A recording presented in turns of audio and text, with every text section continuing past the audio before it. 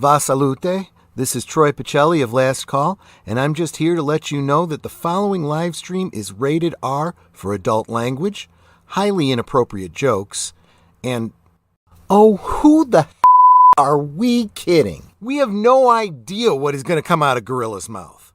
Viewer discretion is advised. Hello, everyone, and welcome back to another Waltons review, where we are reviewing Season 3, Episode 8, The Spoilers, which, oh man, I forgot, I don't think I've seen this episode before, but I will say, one to remember. With me, I got Rhythm. How are you doing? Okay, how you doing, Gorilla? Oh, well, I'm doing pretty good. It's been a very long day, and I got to be up at 5:30 in the damn morning because about half an hour ago I got asked if I could take the kids to a circus tomorrow. Oh, you That fell starts for at that night. one, hook, line, and sinker. Well, I got asked about half an hour ago if I could take it to a circus that starts at 9 o'clock in the morning. That's That's an hour and a half away. Oh, jeez. Well, that's a fun way to spend a Saturday morning instead of sleeping in, eh, Grilla? Yeah, but yeah. How are you doing, PvP? Not too bad, not too bad. Got some things done over the last couple of days, so that's good to get some stuff done that needed to be done for a while now. So that's always good. That's good. And how about you, Mikey? I'm doing wonderful. I'm still recovering from my loss of my family member yesterday, but I'm sorry to hear that. Oh yeah, but I mean, she was a member of the extended family, and just still waiting to hear from my parents. But otherwise, we're okay. We move on. We mourn for a little while and then we move on. But I appreciate all of you gentlemen leaving your best condolences and regards. I do appreciate that. Yeah. All right. And speaking of that, before we get started, I'll say our hearts go out to the people of Western Nebraska that have gotten hit pretty hard this afternoon here. This is just one of the tornadoes that tore through eastern Nebraska there. Massive, you said Douglas County, right? Yeah, Douglas County. Yeah, I've seen one of those. Yeah, I've seen one of those big, huge ones before. It tore through Dell City and Moore, Oklahoma. Yeah, this is Western Omaha right here. Oh crap! They got Western Omaha. Yeah, but here's the image that's circulating around. This one crossing guy. Oh. Wow, that's crossing right over the freeway. No crap. All right, well, prayers and love go out to the if there were victims of that terrible tornado, the terrible twisters. Yeah, and while we wait for Gorilla to come back, let's see what we got in the chat. Sounds good. Yeah, Mikey, and hello, Suzanne Eckstein. Welcome. Hello, Suzanne. I believe, and Pop Culture Curator. Welcome, Hey, Pop. Hey, Pop. Hey, Suzanne. Hello. All right. Hellos. Yeah, hey, Pop. Hey, Suzanne. All right. So, we ready to do this episode? Let's do it. Let's go for it. Yeah.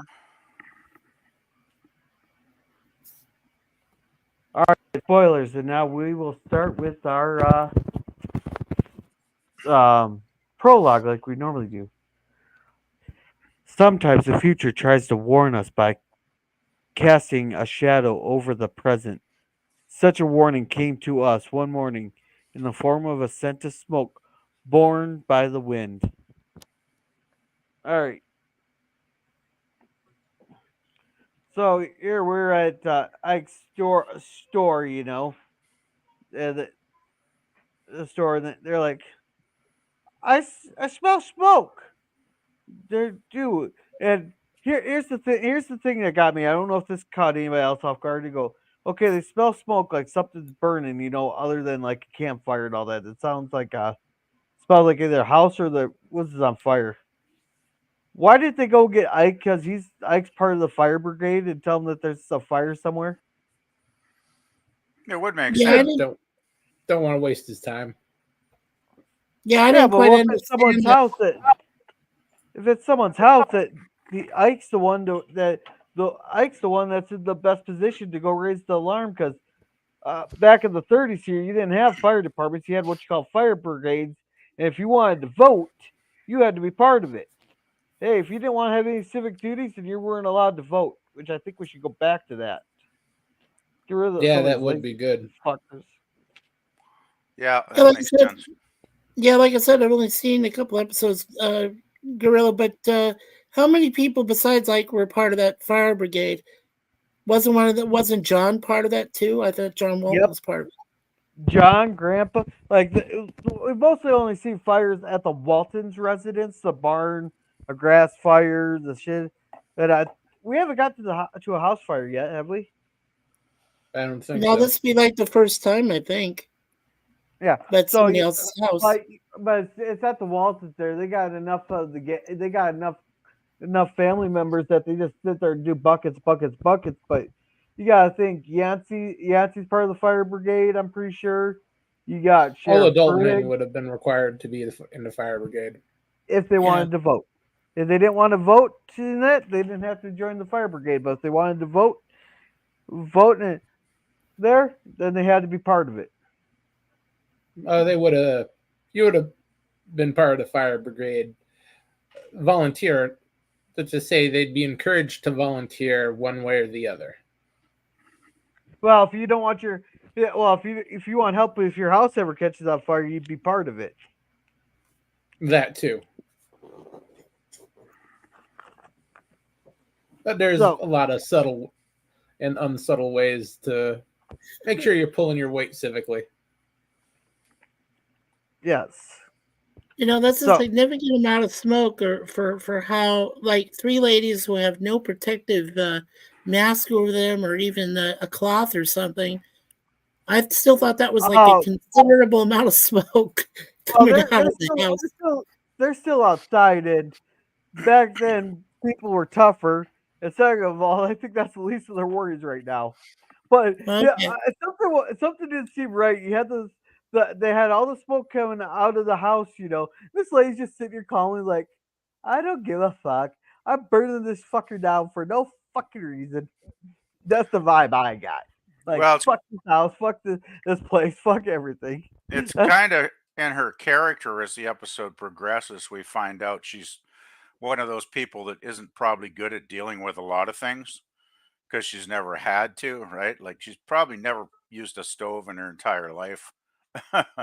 So I thought it was funny though. The grandma, Yeah. of course, is the one that volunteers to run in there, Yeah. talking Yeah, about Exactly. Well, this is the person that all these people are bitching about is a privileged white person.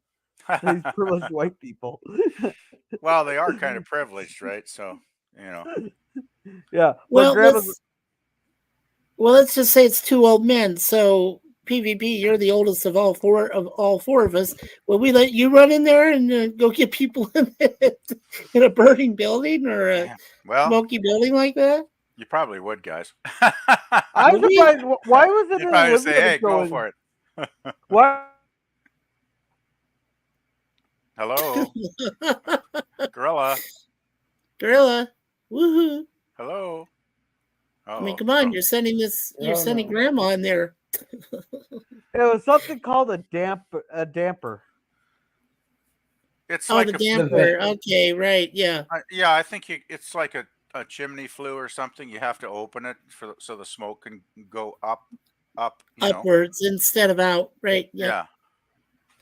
Of course, being a privileged lady that's never probably used a stove in her entire life, she doesn't know that, so that's the problem. Grandma figures Right. it out pretty fast, of course. Yeah, we and find out. yeah. Man, she's Go like, once the smoke clears, we'll go figure out. I'll show you how to use it. Yeah, and apparently they know the Hanovers. Oh, Grandma knows them. Well, Knows one of Grandma them quite knows. well. Yeah, Grandma used to date Bertram. Hey, As we wait, shall wait, see. wait. No spoilers. No spoilers. Yeah, Sorry. we don't want to mention Sorry. it too ahead. Backing myself. Sorry. No, Sorry she about that. mentions it's right here. No, was it this? Was it right here? I must Yeah. have missed that part. No, there's a You're part where Bertram Hanover's daughter? Oh, he's my father-in-law. You saying that Bertram Hanover's here in this house? Well, Grandma sounds really excited. yeah, I she's like, must have missed that she used to run with him. well, there's a Yeah. part back at the Waltons where she has that old photograph, right?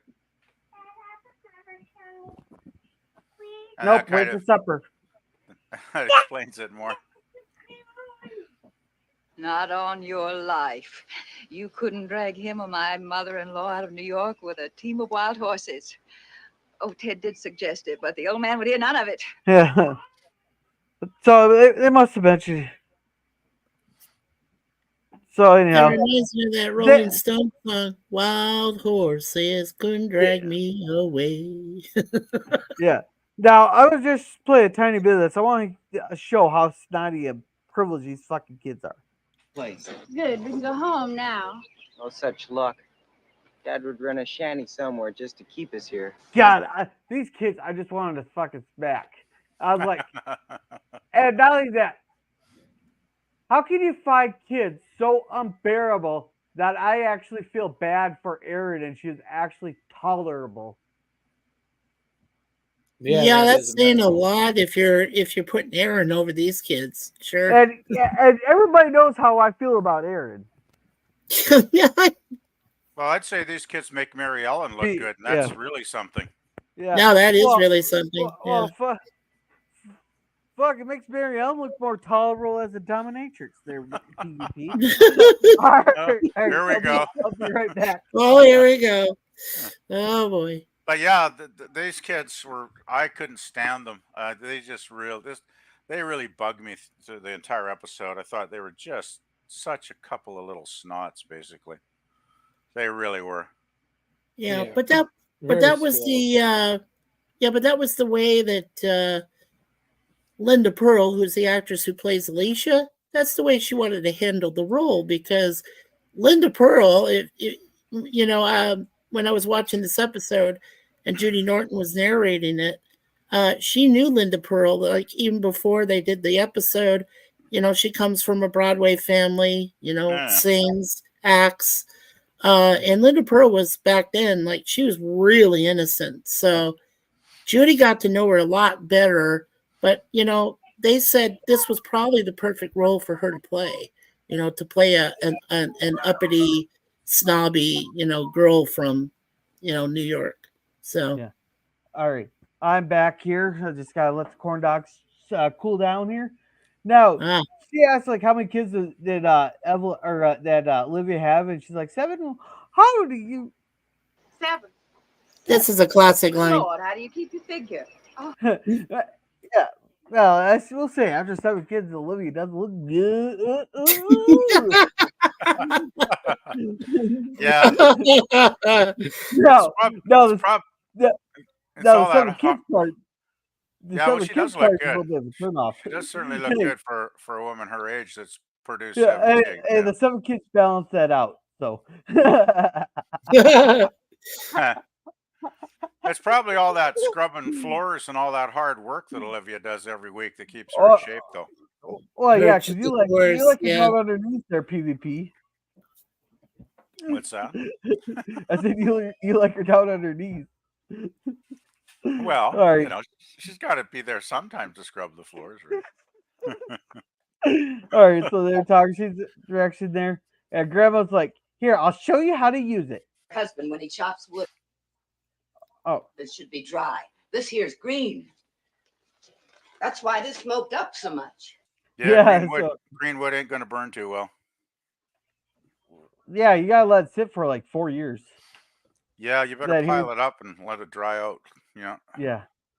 Yeah. First, you better tell him which end of the axe he's supposed to chop with. Alicia? And then you better write it down. He won't remember it unless it's in a prospectus. Well, okay, what the fuck's a prospectus? It's Okay, like a business document. Yeah, go ahead. If you, No, if you that's go- about all I know. I'm not no expert on business, so. Essentially okay, a well, memo. okay. Prospectus is it's a detailed plan of what you want your business to accomplish in a given time. It's like a report. It has a listing of business plan. things that you want the business to do in order to succeed. And then you have a bunch of people that, basically your board that vote on the prospectus, and then they make a few minor changes to it, but then it becomes the set contract for what you want the business to accomplish. So All that's right, so basically he wants them so to write a list down. Yeah, Yeah, basically a fancy word for a business plan. exactly. Yeah, exactly. Yeah, that's it. Not Bertram Hanover's son. Ted forgets Did his we miss the part where Grandma showed the how the flu works? No, I think that's I coming don't up think so. Yep, later. we saw that. I Yeah. think we did. Yep. He we wasn't miss that? born Okay. here. Yeah, there goes it. Now here it is. And we you are. can, Oh, yeah, there it is. Open Right. like this. Yeah, I like how she just teaches her like she's in first fucking grade. That's Yeah, the but part I you can wanted to tell show. right away. Yeah, but you can tell right away, like the kids are not even interested. Like that's, they're not happy. You could tell that right away. And it's They're just completely yeah. they're completely big city kids. They've been oblivious. raised. Well, they've never been in the country, probably. Well, So for sure. So that's why they're so oblivious. yeah, It's to like, them what? it's just like a I've never been here boring. before. All right. Yeah, it's just So like a boring place that they don't want to be. yeah, so they're heading out. They're heading home. Blah blah blah. They're talking. Then here they go. Well, what's And after- business, Martin. The It's shifting perfect- up like corn after the Yeah, Oh, the is that perfect Mikey? series that describes like this transition is Green Acres. Remember, because Yeah. Eddie Albert and Jaja went from New York City and Park Avenue all the way to the country, all right. and it was And like a welcome- total blowaway for him. And welcome, Jin's Landscaping LLC, #1 Commodore Productions. Welcome, welcome. I just got Hello, Jim. home. Yep. Oh, hi, Jim. All right. So, anyhow, here they're talking. Oh, by the way, I invited the Hanovers for supper. Oh, what's this? Oh yeah, showing a picture. What are you hanging on to me to that Grandpa's parlor snake? jelly. Grandpa's jelly, He's like so jelly. Yes, he is. Yeah, I had to put that Gen Z language in there for some of our Gen Z listeners. Oh, there we Oh, go. boy. Brought it down for Livy. That's me and Bertram at the county fair. You sure are a looker, Ma. He's good looking too, Grandma. He was a Woo-hoo. parlor snake. Now, Parlor snake. Oh, Yeah, no, all right, I'm gonna go Gare. put the kids here. Wow. Keep on chatting while I dish up the kids here. Yeah, you might as So I- well call him the B word. Yeah, well, I think Grandpa he was Zeb's #1 competition. rival. Yeah. Yeah. Yeah. Yeah, well, Zeb's a pretty good judge of character, though, so I think he probably was kind of a parlor snake. I wouldn't be surprised. Well, anyone he- trying to steal his woman is a parlor snake to him. Yeah, but he's like a big, Woohoo. big city slicker type of guy, right? So Yeah, there we go. No, it can be Saint Michael himself, and if he's going after his woman, Zed's gonna think he's a parlor snake. oh, of course. Yeah. We do find out there's a detail comes up later, though. I think why Zeb thinks that. Yeah, and I think that what comes up later too is you notice that there's early animosity between the Hanovers and the Waltons family, and it continues to build, and you'll see how, because it's crazy. Because they're in a place they don't belong. They know it. They don't want to be there. But Well, except the yeah. father. But The mainly on the father, children's point. the father thinks he's going to just, settle right in and figure out how to live there when he has no clue, right? So Yeah, that's fantastic, Jim. 5,076 subs. Really happy for you. Congratulations, Jim. wow, that's a lot. Yeah, congratulations, Jim. Now, can you spare a couple? Yeah. Yeah, I'll take that. That would earn you your hard work there, Jim. Congratulations. Yeah, that's a really good number. Wow. Yeah, So- I'll take 576, please. Build up our channel a little more. So now, did we talk about them being a parlor snake? I think, yeah. Yeah. Yeah, There's yeah. We another got the line. parlor snake thing There's out of the another. way. Yeah, there's another line coming up here pretty soon. I think as to why Zeb doesn't think highly of him. He Yeah. was a fine young man. And, Oh, well, we just jeez. didn't see eye to eye about the future. Nothing would do but that he'd go up to New York. How do you think Grandma would handle being in New York? I don't think she would like it at all. She wouldn't survive. Nope. She wouldn't do it. No way. That's He did obviously ask why me they to didn't marry see eye to eye, and go because she along could with him. not handle it up there. Here's the Yeah. line. The Oh line's yeah, coming up here. Grandpa's doesn't look too happy about that. Yeah, well, there's a Then to line show coming his up. deep affection for her, he married Sabrina Wilkins 2 weeks after. That's the bro. line. Ah, So he wasn't too, set on Grandma after all. If he marries some other woman 2 weeks afterwards. So yeah, I think that's why Zeb thinks he's a parlor snake. Man, yeah. that's a dick move. It's one thing to be seeing another woman, but to marry another woman. 2 And weeks later. I'm guessing. Yeah. I'm guessing. We had all that. I'm guessing that she does not like that Sabrina Wilkins either. Oh, yeah, she probably hates him. I mean, she probably hates her, and then hates for what he did to her and just left her there, So, Well, the thing is, too, if he married her 2 weeks after he was done with Grandma, like he must have been like two-timing, right? Double dating like both women at the same time, because it's not like you meet somebody generally and marry them in 2 weeks, right? That's pretty fast. Well, who's to hence say why it he was called only him a two? parlor snake. Hence why he What? called him a parlor Hey. snake. Hey, who's to say it's only two? Well, that's a good point. Actually, we have no way to know, right? Yeah, we really don't know if he was a womanizer or not. But If you put it's kind of. yeah, Well, Grandpa you kind of hints that he was. So yeah, if Yeah. you really knew how to charm a woman, you could have a big old orgy. Oh, God, no. jeez. Somehow, I don't think we're going to see that episode on Walton's Mountain Grilling. Yeah, no. Maybe Barbarella, but not here. Yeah, I don't remember an episode called Orgy on Walton's Mountain. So hey, PvP. Yo. You missed the deleted episodes there that ended up on the hub. Oh, Okay. no. Grilla, you're going to put some very unseemly images in my mind if you keep that up. Oh, God. Oh, come on. You don't want to picture old grandma in an orgy? I'd rather No. I'm just Oh, thinking.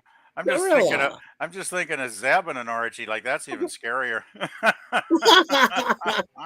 Hey, someone has to put the old moves on. Oh boy. God forbid if all the Walton kids got Boy, very I don't chubby even and want to. familiar. I don't even want to go there. Like that's just no. That's just wrong. Good night, John Boy. Good night, Mary Ellen. Good night, Elizabeth. That brings a whole new meaning to the good night scene. Yeah. Yeah. No. You kids, get out the bed. We got some. Oh, jeez. Okay, come on. This is the kids' hour. Come on. Yeah. Let's go to the next scene or something. Something else. Oh man. So they don't find know. out that they're. You ever wonder what some poor Waltons fan just happens to come across your channel, girl, and just throws one of these on, and then we get going, and they get to this part. It's like, they're like, what? What? Hey, what about the people who have to sit there and listen to it when I dispute a copyright claim? Yeah. Oh boy. Well, they deserve it. Sure. They're working for YouTube. They can tolerate it. I'm sure they can handle it. No, that's probably a lot worse on here on YouTube than what Gorilla's got. I Yeah, can see worse on Facebook. Yeah, there's a lot. There's a lot worse. On YouTube, for example, we could be watching Uncle Adolf take it up the ass. Oh no. You're never gonna forget that, are you, Gorilla? Boy, I definitely picking that film definitely left an impression on Gorilla. It's burned into his cornea. It's what he sees every time he closes his eyes. It'll haunt him forever. Oh no. Well, yeah, I'm never gonna be able to watch a World War II documentary the same way every year. Well, I'm sure that that hideous picture you had of MC, I'm not going to say his name, Resolute Term, but I'm sure that's ingrained into your subconscious. Oh boy. Just a little bit. Yeah. The trouble is, I know I'll never probably be able to match that on Cringe Talk. I don't think I'll ever get a film that will come up Do to not that make me violate the Geneva Convention there. Okay, come on, Gorilla. Let's proceed. Yeah, back at the episode. Yeah. So we got this here. He's talking about he hasn't had an appetite for the last few months there after he fucked up. He fucking pissed away all of his money. Yeah. Going in, putting money in the stock market during a depression is might as well just take the wad of cash out of your pocket, light it on fire, to put the fire out with your own piss. Well, he was a stockbroker, right? So he probably lost a lot of business, I'm guessing, when the market crashed, which is probably why he decided to get out of the city. Yeah, he lost everything. He lost everything. Well, I guess they did have the house like on Waltons Mountain. I'm guessing they did own that, so maybe that's why they're living there now. Yeah, well, you got to think a one-bedroom apartment in New York City back then probably cost the same a month as a house did back on Waltons Mountain. No, probably. I mean, I imagine, living in the big city was still pretty expensive even in those days compared to living in the countryside. Yeah. Well, they were on Park Avenue, so oh, well, that's ritzy. Literally the most expensive place in this country. Yeah, that would be pretty much it.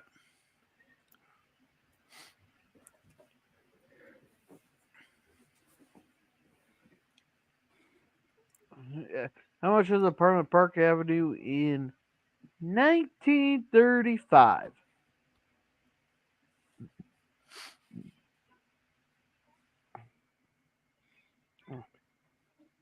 The question is: the search results provided do not contain information about prices of apartments on Park Avenue in 1940.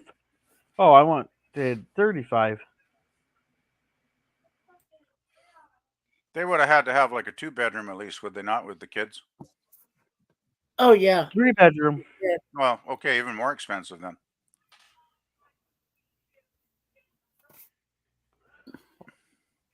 Yeah, I'm not getting anything on here. They didn't keep track of that. Huh. I guess it is slightly obscure knowledge, I suppose. Every time I watch this damn show, I get hungry every time I watch this show because they got all this fabulous food decked out on the table. It's like, man, that looks good. And it's homegrown, right? Well, it was real food too. They'd actually have a kitchen where they'd actually cook all this stuff. And I remember hearing interviews where the cast would have to try not to eat too much because sometimes they'd have to do, supper scenes or whatever over and over again. And I guess they could get pretty full if they ate too much food at one take, right? So yeah, it must have been interesting. Well, then we have this here. We're here to stay. At the table. Yeah. Providing Mother doesn't burn the house down. Now she takes Jabbo's plate. Your father was telling us you're in There. Oh, this is a continuity error right here. Okay. This is the next episode. When he stayed out all night and danced, that's next episode. Oh, is it really? Oh gosh. Oh really? Oh wow. So you think perhaps out of place then? I'm wondering if the production order was different than the air date order because they do that on shows, right? Oh yeah, sometimes that happens. It's like a crossover thing. Yeah, well, like Star Trek's a classic example, right? Yes, well, it's less They'd expensive air the that way. episodes all out of production order, like just all out Yeah. of order. So they might have filmed the dance one first, but Ooh. then, they decided to show this one first and put the dance one after this one, which would kind of explain it, right? Yeah. And I So want to now talk about this. I'll bring something up here, but I want to talk about more later. But this kid here, I was like, okay, he's taking a fancy air in there. And he's going to be kind of pushy. He's not used to getting said no to. He'd sit there pouting stuff there.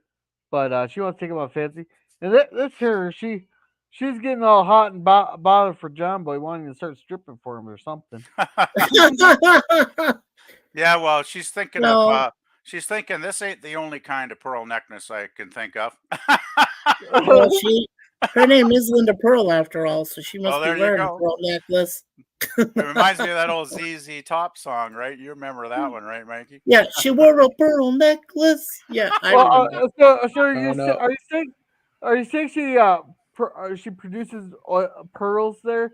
She just slowly opens up her legs there. And it's like opening up a clamshell. There's a pearl. Oh God, no. Okay. Is that the timeout whistle? Content too dirty. Are you able to cease Lord, speaking that on wasn't command? right. Are you I able to cease apologize. speaking on command? Oh man. No, That was good timing. I thought you were gonna definitely play this one when you're Gorilla, you must be talking out your ass because I know your mouth knows better. Gorilla. I was looking.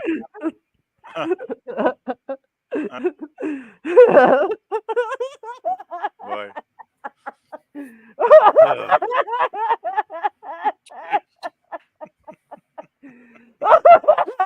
Oh my.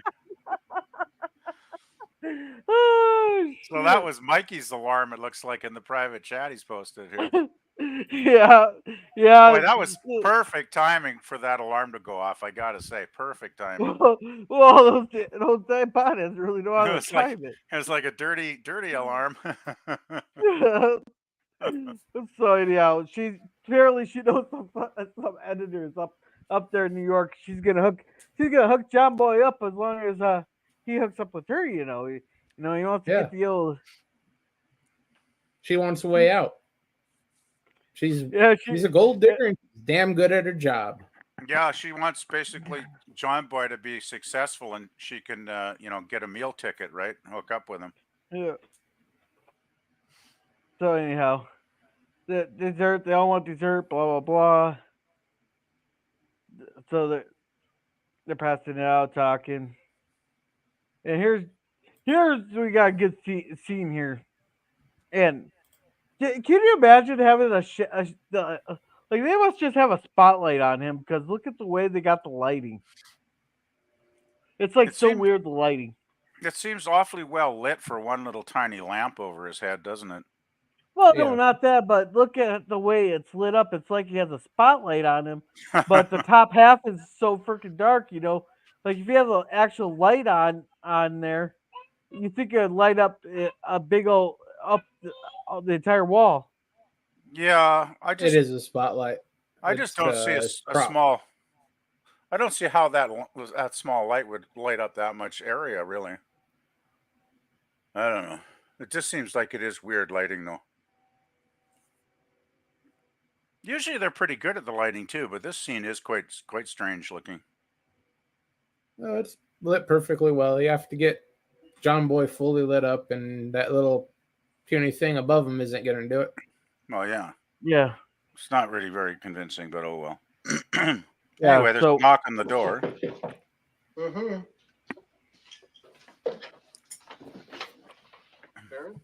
I've got a problem.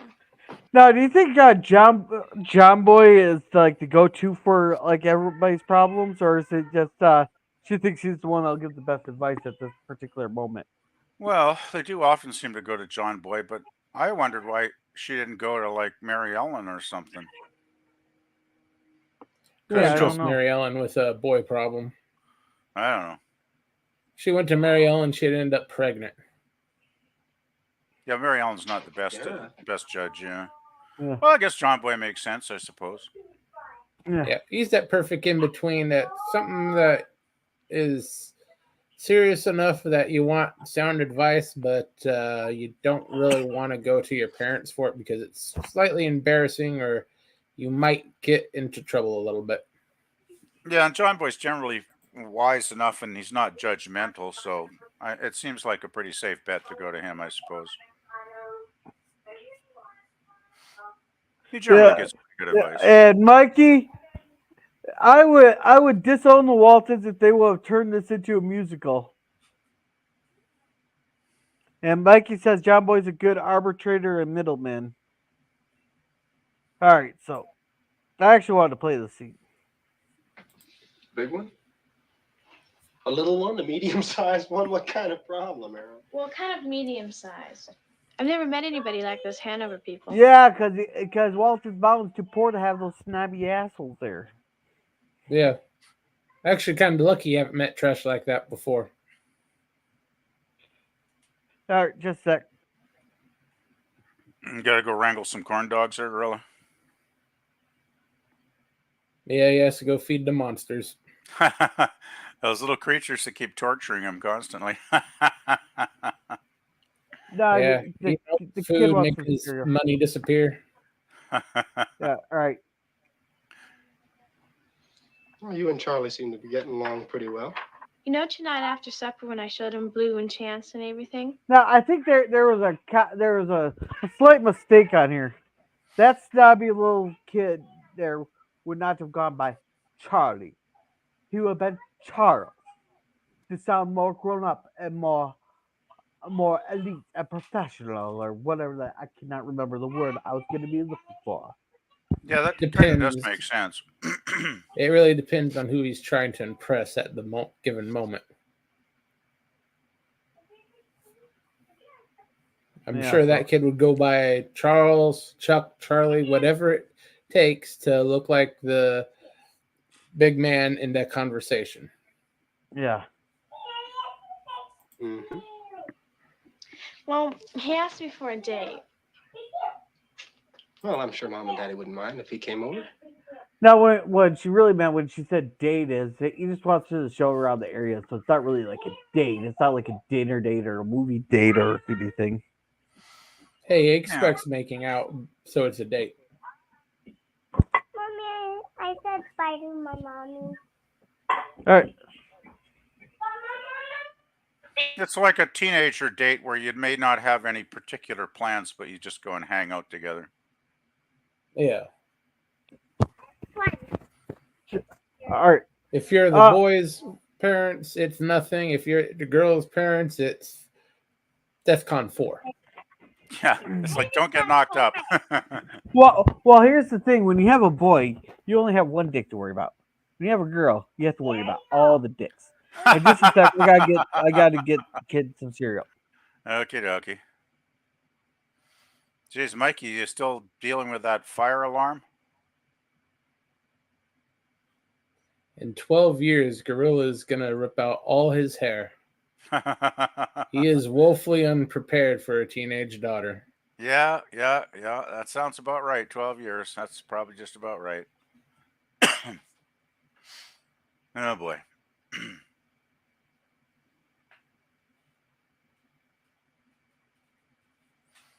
Hey, Mikey, you're obviously still texting in the private chat, but are you preoccupied? Like, is there still fire alarms going off in your building? Because I know it happens all the time, it seems, unfortunately. Okay, Yeah, I it's guess almost so. over. Yeah, Mikey says it's almost over. Well, they got some crazy people in this building that keep pulling the fire alarms all the time, right, Germ? So it's a real pain in the butt. I don't imagine it's pulling the fire alarm. I imagine it's a pothead who's not 100% careful with his bong. No, I think there actually is somebody that pulls the alarms because they got some, from what Mikey's said in the past, there's some pretty sketchy people in the building. Actually, he mentioned actually in a live stream not too long ago, somebody got stabbed in one of the hallways. So there's some pretty crazy people in the building by the sounds of it. Hey, congratulations, Mikey. Your first stabbing. Sixth floor alarm was tripped, Mikey says here. So yeah. All right, so I'm back. Yeah, it's probably. Hold on. No. Oh no. They do it to plague us. I'll be right back. Wow. He wants me to go out with him. Out where? Nowhere special, just out. He wants me to show him Walton's Mountain. John Yeah, Boy's show. butt. Yeah, that's not all he wants to show you. Or he wants you to show him, I should say. He wants him to show her the secret. He wants to find her secret cave. You know. That's right. And then John and John Boy would have Aaron, is to that- dig a nice hole. Okay, guys, I'm back. Thank you for understanding. Yeah, well, it does seem like it happens on a regular basis in your building, doesn't it, Mikey? Unfortunately, yes. Hey, Mikey, just so you know, they can't trace shotgun shells. That's true. Just make sure to pick up the cartridge, but they can't trace the. So I guess Yeah. nobody ever catches these people, eh, Mikey, when they pull this crap? Like nobody ever grabs Right, them. most of them can't get caught. But here's the thing: the last meeting we went through with the fire department itself said they were going to put cameras on every single floor and in every single stairwell spot there, every platform. So they can't get away with it for too long. That would be a good thing because we have cameras in the hallways in my building, and it's pretty safe. So yeah, cameras definitely could keep things a little more under control. Your attention, please. Your attention, please. The Charlotte Fire Services. We have investigated the cause of alarm.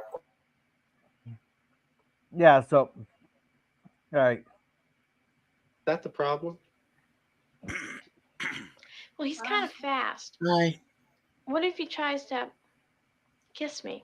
Oh, he wants to do more than that, sweetheart. Hey, he's a city boy. You're a simple country girl, and he's a snobby city boy. As I said in the private chat, it's not the best solution. You better watch out, Mary Ellen or Aaron. Better be careful. Yeah, he's a parlor snake. Don't trust him. That's right. If he tries anything, just a nice pair of brass knucks across the face, and he'll learn his lesson. Or just hit him with the plow or a hoe that's out nearby, near the farm. Hey, just one good kick, and you won't be able to reproduce again. Oh yeah, there you go. Yeah, Aaron will learn how to use those knees real good. Oh yeah, she'll get those knees up real high. Have him sing soprano in like no time. Ah! He'll hit the high notes like Michael Jackson, huh? Yeah,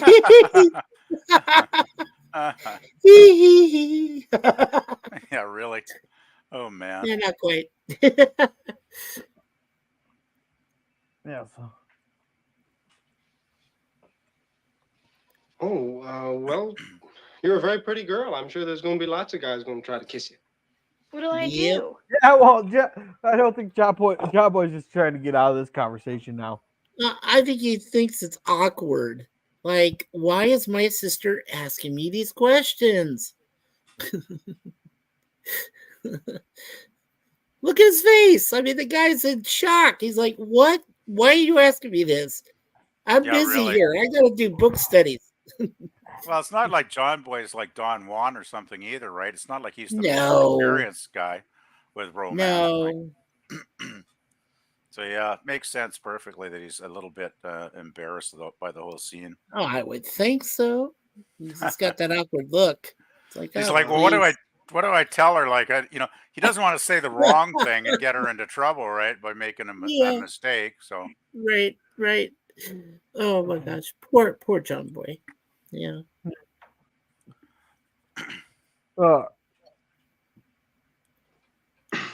Besides, we'll find out later. He has his own problems with Linda Pearl, so no. Yeah. Now he's trying to pin it to Mama. Hey, go ask your mom. Why are you fucking asking me? Go ask your mom. Yeah. Smart move. Yeah. Kissing? Yeah, but she's so old-fashioned. In what way? Old She didn't let Daddy fashioned? kiss her until they've been going together Wow. for a long time. Erin's brand new, huh? Wow. What? What? Well, she said that her mother's old fashioned. So Erin knows the ways and means about what's going on. Come Well, on. look at, I always well, yeah, I'm just well, look how saying. much the I world never changed. thought my mother was old fashioned. You know. Everybody thinks at one point that their parents are so old-fashioned. Well, she does mention that Ma wouldn't let Pa kiss her for quite a while when they were dating. So, Well, that's what they told the kids.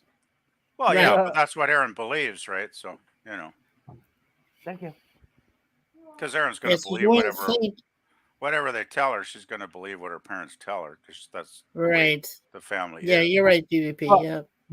Well, PvP, I think you need to listen to a song called "For She Was Mama." The kids found the one box in the closet that they're not supposed to find. Uh-oh. Yeah. But anyway, John Boy basically says the right thing, and Charlie she's Hanover's on gonna her be way. around for a long time. Yeah, John Boy's just thinking here, like, the kid's not gonna stick around. What'll I do tomorrow if he tries? Smack him Will, upside do the you want head. him to kiss you? It's like, just need. Well, does she really need this advice here? Just knee. If she doesn't want to kiss him, just knee him. Yeah.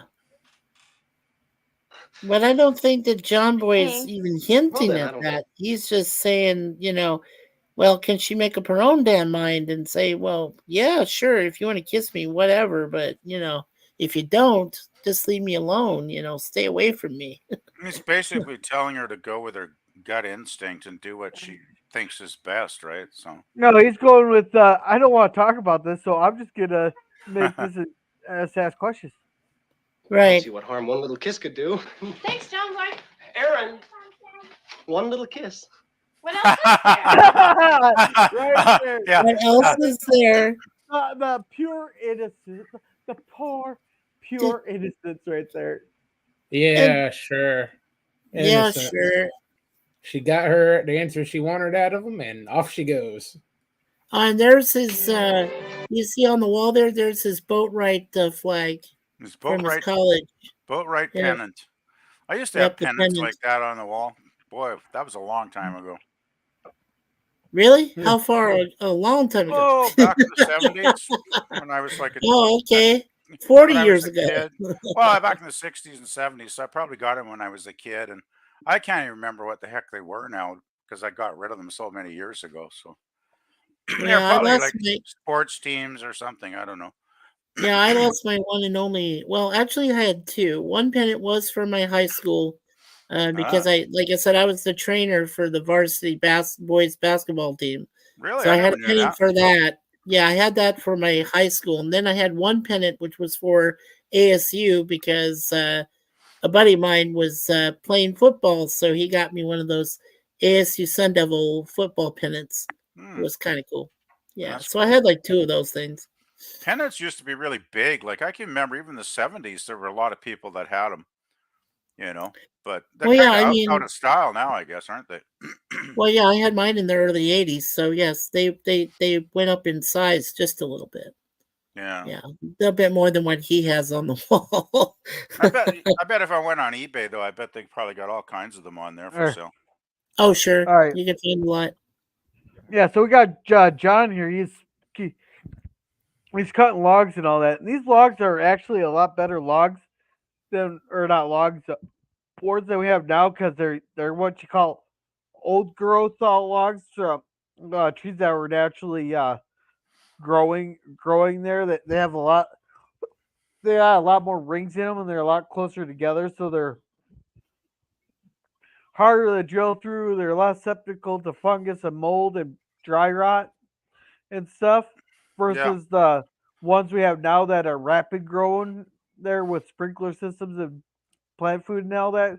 We got Well, what's called yeah, rapid growth it's trees. like it's like here in BC, like we probably have the most forests in any part of Canada, and logging was the major industry for many, many, many decades here, and they were cutting down a lot of like probably old growth stuff for years and years, and then they kind of moved away from that because they cut so much down that they wanted to preserve a little bit whatever was left over. So it's all the newer stuff now that they cut down, I would imagine. So yeah. Yeah, well, I don't know if it became a requirement of the government and all that, but in the United States here now, for every tree that gets cut down, I can't remember if it's 2 or 5 trees that get planted. It's between two to 5 trees are planted to Hmm. replace the tree that's fallen. Yeah, they So, have. but Yeah, they have that here too. It's like tree planting is a major job in the summer for a lot of college students. They'll go out and do tree planting for the 3 or 4 months. Whenever the season starts, usually I guess in the spring. So Yeah, yeah, they do the same thing here. Is they have these yeah, they set up summer school field trips for kids, and they come out and they start replanting some trees that used to be there, with brand new plants, and they already have them inside, the dirt and the soil, all of that, yeah. They and got then they're like a they little plant look them like for- a little bag on the roots, right? And they got the yeah, shovel and they just get the shovel and pop it in the ground, right? And yeah. It's a group thing. It's a nice little community get together, and it in helps those other kids words, that have to be yeah, there for summer school and helps yeah, them it's give where the them kids something to go. do. Hey, you dealing with little assholes. This is gonna be your future if you don't shape it up and get your schoolwork done.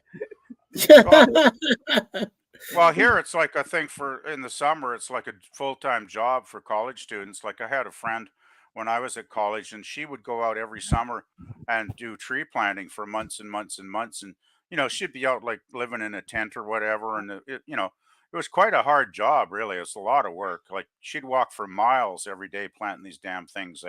They'd be planting Did she hundreds and do hundreds that? of trees.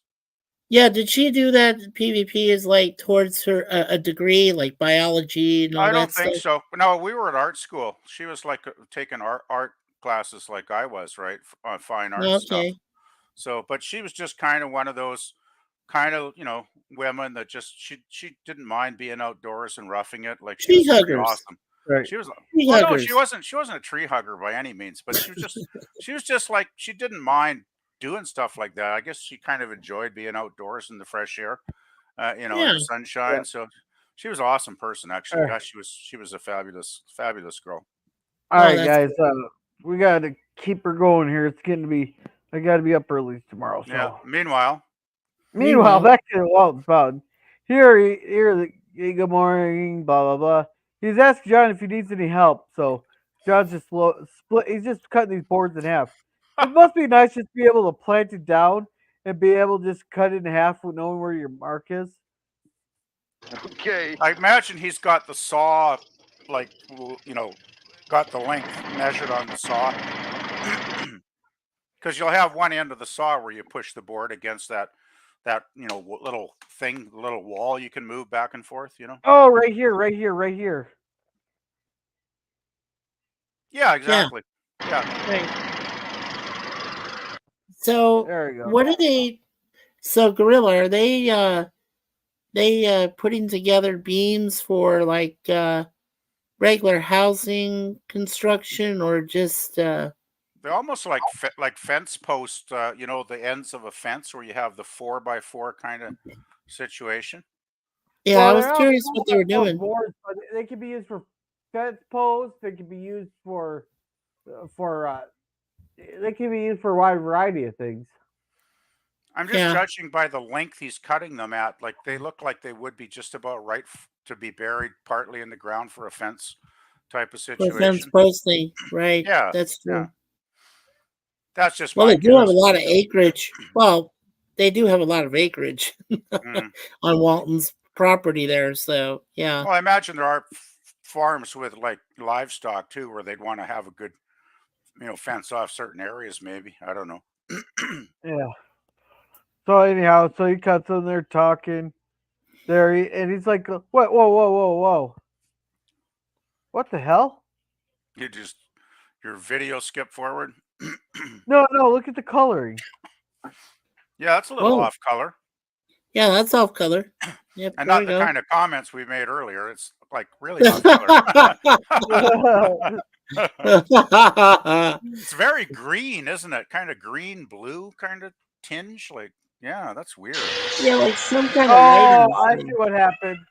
I see what happened. We caught it right at a shift. Oh, okay. Okay, all right. Not like this right here. Now that's enough to give you a headache. Yeah, that's kind of yeah. Yeah, that's yeah. It'd be like almost a psychedelic thing where they tell you, be careful of the flashing lights. It might put you in the We'll get to epileptic shock. we'll get to the shroom part here in a little bit here. They talk about their varnish, and he's happy that he doesn't want to go back to New York City. He's here to stay. Blah blah blah blah blah blah. Relaxing. And now here's the thing. He wanted to ask Olivia to go over there and be Suzanne's friend and convince her that life here on Waltons Mountain ain't that bad. She goes, well, "I'll be her friend, but she doesn't decide for herself if this is the life she wants." Yeah, you Which pretty I don't much blame can't. you. You can't really tell people what they should think because that usually doesn't go very far. People pretty Yeah. much make up their own minds generally. Yeah. So then Mary Ellen goes, she wants to tell Charles that he's welcome at the school. Like, why wouldn't he be welcome? And she goes, she's upstairs. Now, this is very important. She goes, well, he's upstairs. He's going up the stairs. Now, remember that for later. Well, it also makes a comment on the parenting skills because obviously the parenting skills are not very good in this family because she doesn't even know where he is because he's obviously not upstairs in the scene Well, coming up. she does not know Mary Ellen very well, and we are. So it's like, you're just gonna send him upstairs with you're not gonna have any idea what's going on. Oh, yeah, Ma Walton would have never done that, as we see later on, right? Right. Totally different value system. So then Mary Ellen goes up here and here's Daryl and blah, blah, blah. And she goes how pretty it is there. The pretty this thing here is, and she was showing him and she's talking about how pretty.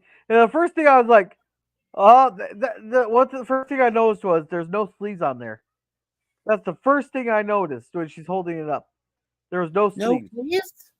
Okay. It's pretty silky and all that. It's like an evening gown kind of thing, is it not? I like an evening dress. Yeah. I think this is the first dress that we've seen that does not have some kind of sleeves on it, even if it's just short sleeves. Probably the first one like that Mary Ellen's ever seen. Yeah. Yeah, but no, buddy. I'm trying to recall back. I don't think that we've seen a single episode, except for Elizabeth just being in coveralls. Everything always had sleeves. Yeah, you're right. probably But this right. is the first Actually, one she's sleeveless. Yeah. And I think you're right, Gorilla. Man, can you see how much how much things have changed in the last what would it be 90 years? 90 years. This is the first time we're sitting there trying. I think this is the first time we're fighting over sleeves. And now, if you go to San Francisco in the month of June, you got butt ass naked people of a certain demographic marching down the street yelling, "Yay, yay, we love it." Oh, I better not go there. Oh, I'm going too far. yeah. Don't get too political, I suppose. That's one thing I like about the Waltons. It's generally not overly political. I wasn't being political. I was just slamming one demographic that's been I know who you might be talking about. But I'm not being political. I'm being prejudiced against one demographic that's been annoying the shit out of people for the last 5 years. Oh yeah, I think I know exactly what you're talking about. I see. Well, if you were back in that era, Gorilla, would you want to dress up like a country hick, or would you rather dress up as a city boy? If I was in the country, I'd be a hick. If I was in the city, I'd be a city boy. But I mean, what would you prefer? More, more country or more city? I've always been more Mikey, casual. hey, Mikey, you're asking, would you rather dress like a normal everyday person or a fuckboy? I think I'd go normal. I definitely would go normal. Yeah, I'm just generally just too casual to, I mean, I'm not, I don't have the lifestyle where I get to go to a lot of fancy affairs anyway. So it's not like I'm getting invited to ritzy parties or something. So I basically keep Yeah. my clothes pretty casual. I figure Well, I basic, know I was basic, right. Well, I know that there was a few people back in the day when I lived in Arizona. I know there was a few people we met that were, pretty well off than us, but we never went to any real fancy dinners or, cotillions. I guess that's what you call it, like tea cotillions, things like I that. guess, yeah. We never did that. So, I mean, we were just, middle class, normal Yeah. people. I mean, I never, I just It's don't know not a big people. deal. I don't know any No. ritzy people, so I don't get invited to any ritzy things, right? So, which I'm glad because I would probably be bored to tears going to one of those things anyway. What? To tell you the truth, I gotta say, I kind of find Mary Ellen more attractive just in a pair of coveralls than I do in that flashy dress. I guess I kind of like down to earth I girl next agree. door types.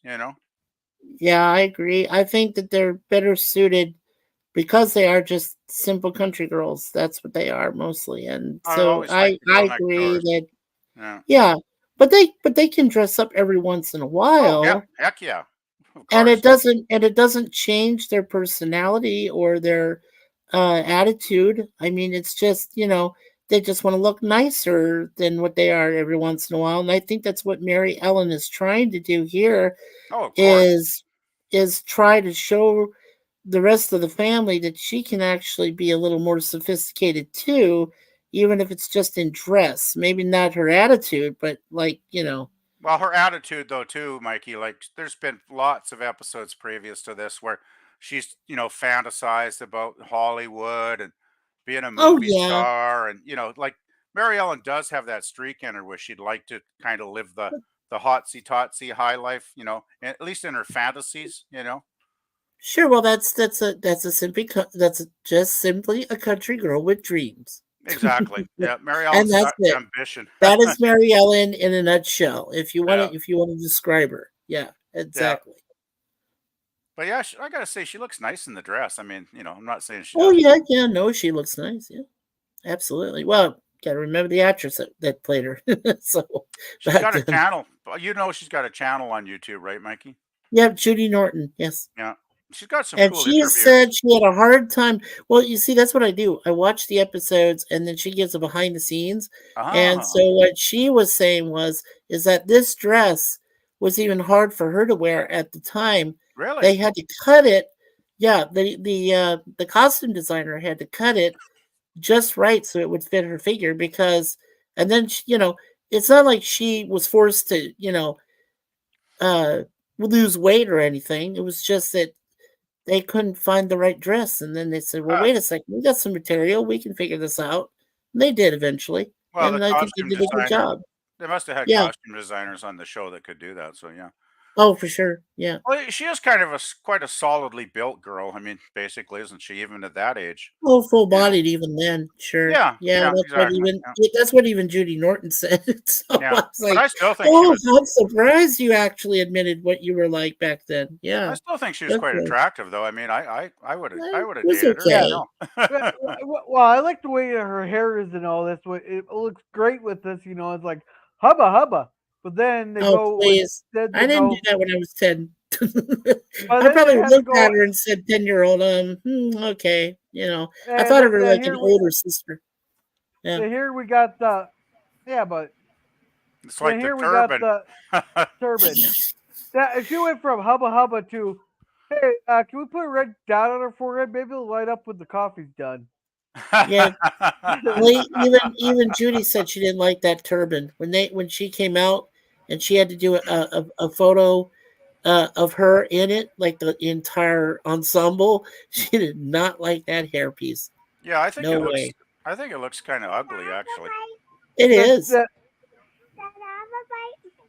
You got one right there. I have a big You have your own. I know what have a big widow. You have your And, own. and Lemon Pie came in, Gorilla. Hey, Scurvy, how's it going? You missed some Hey. great. You Hey, Lemon. missed some. That's a nice dig at you, Gorilla. Yeah, Rim shot him. You're all weak by the lasagna. Hey, Scurvy, you're gonna want to rewind this later because you missed some grade A comedy here. Oh man. Yeah, we got some down and dirty stuff earlier in the stream there. I take one short nap and you guys go off the rails. Yeah, that's all it takes for absolute term. Yeah, well, every time I get together with Gorilla, it's like being back in high school again or something. I don't know what it is, but there's some kind of chemistry there. When I pair with Gorilla, like when we did Dr. No, I felt like I was back in college. It was like a college roommate. We were discussing Connery and all the crap he was doing, and then here comes Daniel, the little boy blue, pops out of nowhere and says, "I love Dr. No." Woo! Yeah. Oh my gosh. Yeah. Oh, man. So anyhow, they tell her that she can keep it. So she's walking. Mary Ellen, where did you get that dress? Came from France. The Hanovers used to go there all the time before they lost. Yeah, so they just give her a little bit of crap, blah blah blah. Like Brothers do. This is the only scenes Ben and Jason are in. And then anyhow, they wander off and. But here, yeah. Yeah, I want to show this part here. Right. The one with Olivia. Here she comes. Mama. Mama will fix everything. Mama, I just shot that boy because he tried to steal it. Yeah, that turban. I mean, the way she had it up in her hair up like that. Well, wait, that was the back in the 30s. Wasn't that the flappers? The way they wore their hair like that? That'd be the 20s. Yeah. Oh, okay. Sorry, 20s, right? Okay, Yeah, so 30s was a little more sophisticated hair. I think the flappers kind of went out when the stock market crashed. I mean, a lot of that stuff went away, right? Because people just couldn't afford to do it anymore. Well, they could and they tied them up. Hey, yeah. No. Keep going, Gorilla. Keep trying. Gorilla's I know the kids are bothering you, but keep trying your best. Yeah. But No, but like another talker attack there. Hey, well, when times get tough, the first thing to go is the hookers. All right. Oh no! Oh boy! Times get tough. The hookers have a surge in business. Oh jeez. Hey, PvP, you want to read this one? Down and dirty sounds like PvP's work. What? I resent that comment. So, hey, Lemon, Sir Lemon, just be thankful they didn't run a brothel out of Waltons. Yeah. Are you sure about that, Mikey? I don't know for sure. How would I know? I'm just saying, I don't think they did, but you never know. All right, I want to show this real quick. I want to show how the difference of the parenting right here. Just like. Okay. I'd like to talk to you a minute. Go away. No, I'm not gonna go away. I'm gonna kick this fucking door down if I have to. Yeah, Mama don't give a crap. She just walked in there and said, "Hey, Mary Ellen." Oh, that's just the way they are, though. They gotta knock and be polite. Oh, I missed the police part. I just thought she came in and said, "You don't talk to me like that." Right. So anyhow, she's talking about what's wrong and. It's just not a dress that belongs here. Well, maybe I don't belong here either. Well, you're still young. Now you can take the time to knock it off. Now, she might still go. Yeah, no, but she's still young. She's still figuring herself out. But yeah, she's so out of place in this. She'd stick out like, hey. $5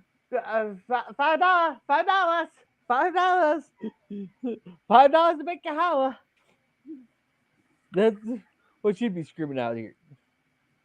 Sorry, but I want more out of my life than junky dresses made from cheap pieces of material that I buy from Mike Godsey's store. Oh my God! I will. If I would have done that, I would have gotten fucking knocked one. I'd be missing a couple teeth on that one. Well, look at Olivia's reaction. She's ready to Yeah. smack her upside the head. Like, look, Yeah. wake up. Well, that's a cheap shot at the family right there. Like That's what it said. Yeah, totally. It's a cheap shot at their whole lifestyle, basically. And it's like the New York family is having this bad influence and effect on a lot of the Waltons, right? They are. They're having a major negative effect. It's like it's like some kind of social contamination thing is happening, right? Where they're starting to think like New York people a little bit. Yeah. You know. PvP, can you read this comment? Did PvP say I resemble that remark? No, I resent that remark. And you know what I said. I still think it's true. Oh man. It's just social pollution. That it's city life impeding into country life, and it's a big social pollution, is what it is. They're polluted. They don't know what to do at this point. They're trying to figure it out. It's like a lifestyle that's out of context. Out of context where they are, right? Yeah, they're in disarray. Let's put it that way. Yeah.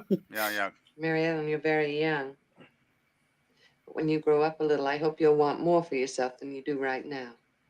What you Good job, Mama. wear has nothing to do with what you are. Now that there is perfect.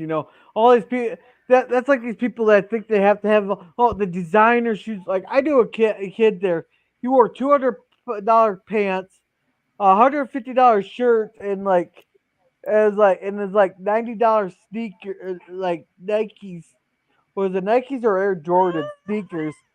To work. It was $90. It sure as hell wasn't Air Jordans. Then it was Nikes, but they're like $90 to $100 shoes that he wore to do dishes. 3, 4. Well, it's a status symbol, right? It's like the other week I saw a guy driving one of those 60s muscle cars. I don't know if it was like an actual one that was refurbished or some kind of replica thing, but man, it sure looked like the real deal. It was like one of those old, I don't know, some kind of muscle car. Gosh, I can't remember the name, but the thing was loud as hell because I was at a red light and it was right next to me in the other lane, right? And this thing's, the engine's just revving away. Those Was it old one of muscle those cars. lowriders? The lowriders. Well, The it ones wasn't that a low go. rider, but it was like I can't remember the names of all those cars, but it was one of those big ass muscle Probably cars. a Mustang. Something like that, yeah. They're But the it was most common. it was loud. It could have been a Mustang, a Corvette, a Dodge Charger. Charger. GTO. I think that might have been it. Charger. Okay. This sucker was loud, and it was just pristine, like shiny and beautiful, and like total status symbol, though, right? I mean, you gotta be rich to drive that car. And if he still has it, it's probably a 69 because those were made famous by the Dukes of Hazzard, so it's probably a 69. Yeah, 69 Dodge Charger. Yeah. It was a nice looking car, I'll tell you. But I mean, I'm sitting next to it in my 35-year-old piece of crap that's falling apart, but still runs like a dream, right? It looks bad, but it still runs great. And in 10 years I've had that car. I've maybe sunk a couple of thousand into it to keep it running. So I ain't going out and spending 10, 15 grand on a used car when I can keep the old one going. So I don't give a damn if it looks like hell. It's transportation for me, right? Not status, Yeah. But anyhow, back on Walton's Mountain here. Back at the mountain. Back on Walton's Mountain while we were delayed. That's why these streams take 2 hours. Well, now I know why. Well, it's good to add context in the humor and it's good conversation discussing how this, because this just shows how we can relate so much to the Waltons. It's why it's so successful. It's because they're relatable. True. Exactly. And I'm so glad to be a part of your panel, Gorilla, because it's great now that you've got a fourth voice that you can actually play off of in an opinion. Yeah. Right now we're averaging about 3. Right now we're averaging we're averaging over 4 minutes a minute of the show. Hey, that's pretty fast. Yeah. Yeah. So anyhow, they're sitting there talking, blind man's up, all little kitty talk. And they get on a swing together. Then he goes, "Can we push you?" Then we got this. Higher? No. And I want to give a special fuck you to the director and the cameraman of this part. Right. A special fuck, because I got Yeah, why dizzy. do they just go up and down like that? That makes no sense. No, they're going in a circle, and he's showing it in the. You're fine. They're fine, but the camera, they wanted to show what they were seeing going around in that circle. I see. What was the age of the person, the lady Judy that played her at this time and during this season? Was she like 15 or 16? Which one? Erin. You want to know how old the kid is? Yeah, how old is she there? I think she's about 14. About 14. Okay, so she's like a preteen, and Charles is about the same age, right? Yeah. Maybe a year older. He looks like about a year older. So maybe he's 15 and she's 14. Here, you're gonna have to do the. Mary Beth McDowell was for. No, that's not. Aaron, yeah, Aaron's 14 and during season 3. Okay. So she is 14. All right, preteen age. Yeah. Hey, you're terrific. The girl's back home. Yeah. So anyhow. They have this really serious scene coming up soon. Yeah. Now, if he starts sniffing his hair, he would have a good shot at becoming president. Yeah. You just have to wait about 100 years. Yeah, but you do know that he's intruding on her personal space. Though I do understand back in the 30s they didn't even think of that concept yet. But no, but I was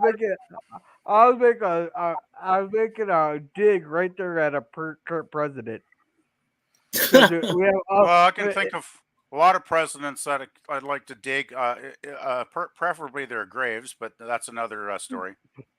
Yeah, there we go. Well, I do It's okay, most of them are already in it. Yeah, well, there's a few more I wouldn't mind putting there, but oh well. not my place, though. Not my place. Just a comment, just a commentary. You know Lemon's going to record that. You know that, right? Yeah.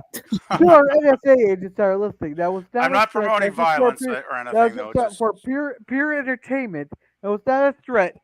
Hey, give me back my string cheese, you little dink. Speaking of violence. No, that was just a metaphorical political statement. That's all. We're talking about in the video game. I can see, though, why Aaron doesn't like this. Like, I don't think a lot of girls like some guy just starting to feel him up when it's not a welcome advance, right?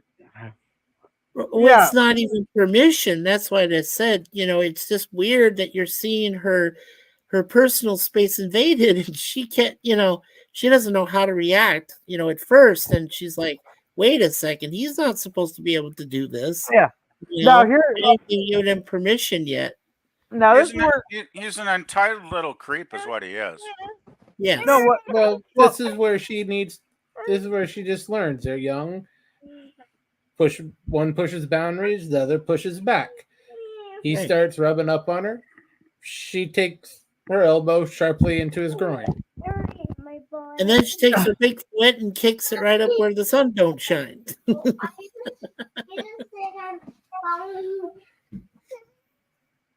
No, pick up the thing that fell. Go that way. It's okay, Gorilla's daughter. It's okay. Yeah. Now, this is the part of the episode, this is the part of the episode that really pissed me off. So, this guy, we already knew he was going to be insufferable, snobby little asshole. Yeah. Be polite on this. You know, he's getting everything he wanted. So he's got obviously pushed to get Aaron. You can see that earlier in the episode. But now, as this scene progressed, yeah, sure, so far he's getting what he wants, but as soon as he doesn't get what he wants, I was feeling a lot of Johnny 21 vibes. It's like, okay, this kid's gonna be someone's bitch in prison.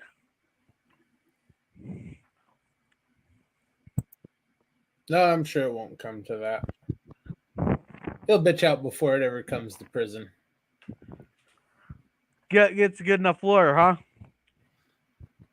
Gets a good enough lawyer, he'll flip on some of his pals. Yeah. By the way, you want to hear something ironic, Gorilla?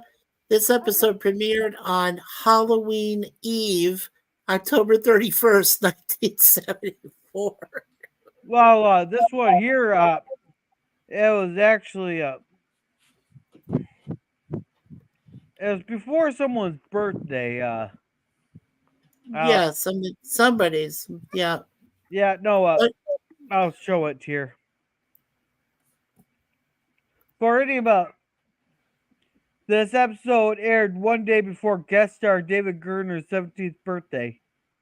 Huh. Oh, okay. The guy that plays Charles Hanover. Right. Okay. Yeah, so this was before his birthday. Okay. Yeah. So anyhow, I'm gonna go ahead and play the scene. And Jack Shea was the director. Because I said so. What was that? Jack Shea was the director, and it was written by Carol Ledner, Caryl, and the show's music is composed by Alexander Courage, who did Star Trek. So, yeah. So, okay. Aaron. Yeah, kind of cool. If you and I are going to be friends, you've got to be a lot less provincial. Okay, whatever the fuck that's even supposed to mean, but if they're gonna be friends, then what? It means like hayseed or commoner. Okay. Yeah. But no, here's the thing: if he wants to be friends, then he's gonna have to learn to respect people's boundaries. Also, it's a two-way street. Friendship is a two-way street. Yeah, I think provincial also means people that are kind of small-minded and not worldly, so to speak. Yeah, less sophisticated. Sophisticated, that's the word I was looking for. It's Mikey, less sophisticated, yes. Oh, That's here we what go. provincial actually means. Yeah. Here we go. I mean, Countrified. is that what you think I am? Yeah, there you go. I haven't made up my mind about you yet. Yeah, she is countrified. There's nothing wrong Boy, with this that. guy is so No. arrogant. No, Yeah, that's the word I want to smack the shit out of him. I just want to smack him. Really, now how? Well, I'm just saying, how much of a prick can you be when you just said I haven't made up my mind about you yet?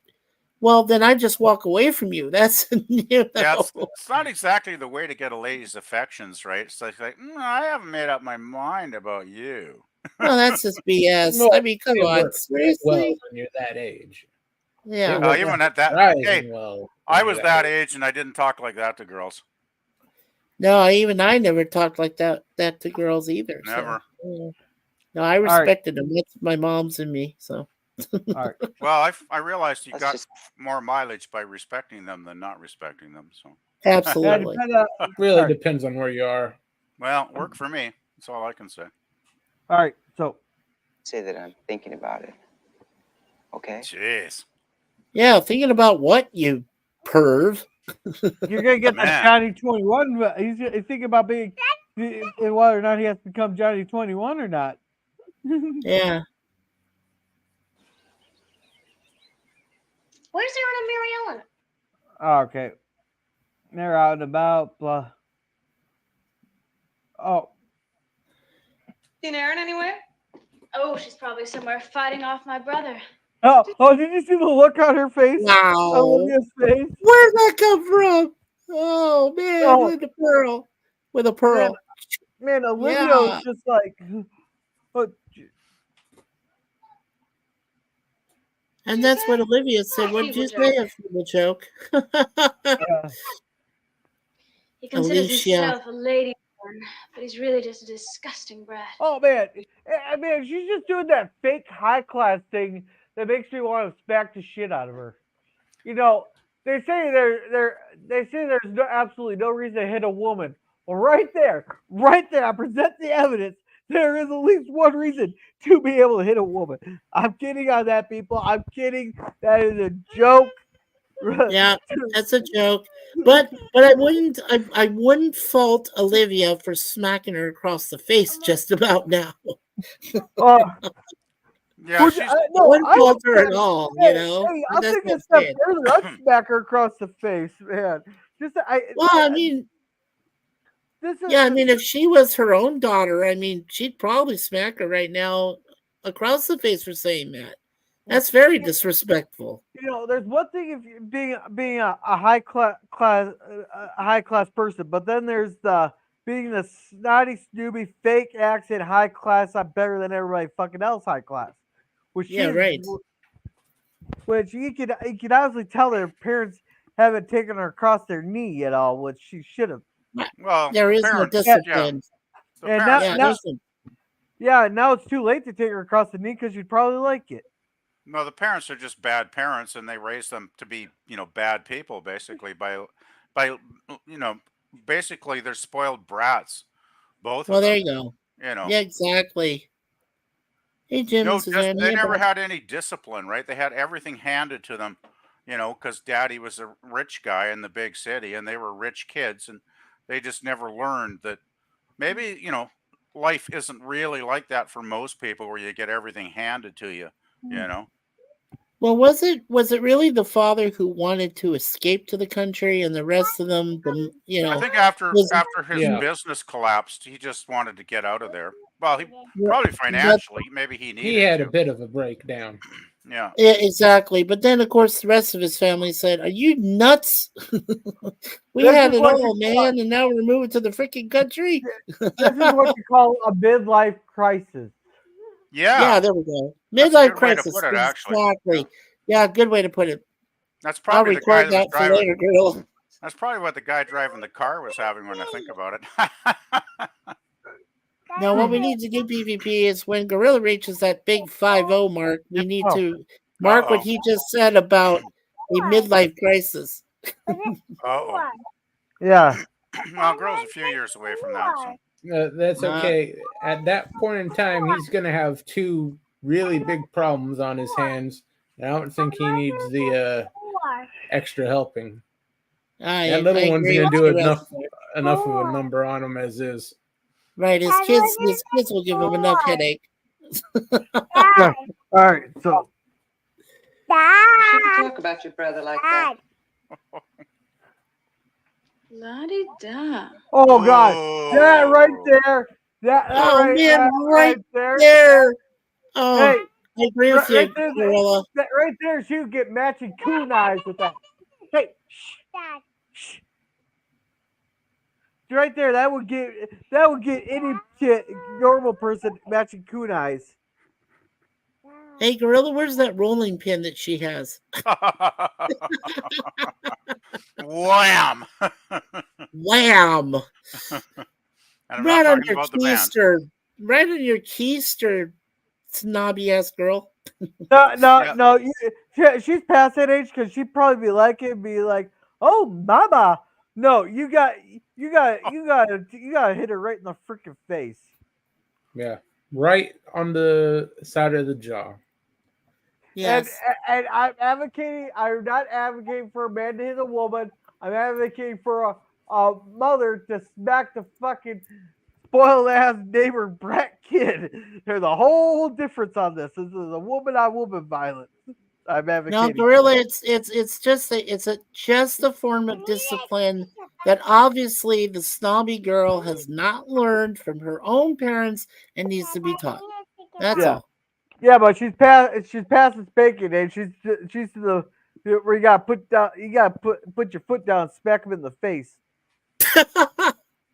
That's why I said, where's the rolling pin? He can be more effective. Yeah.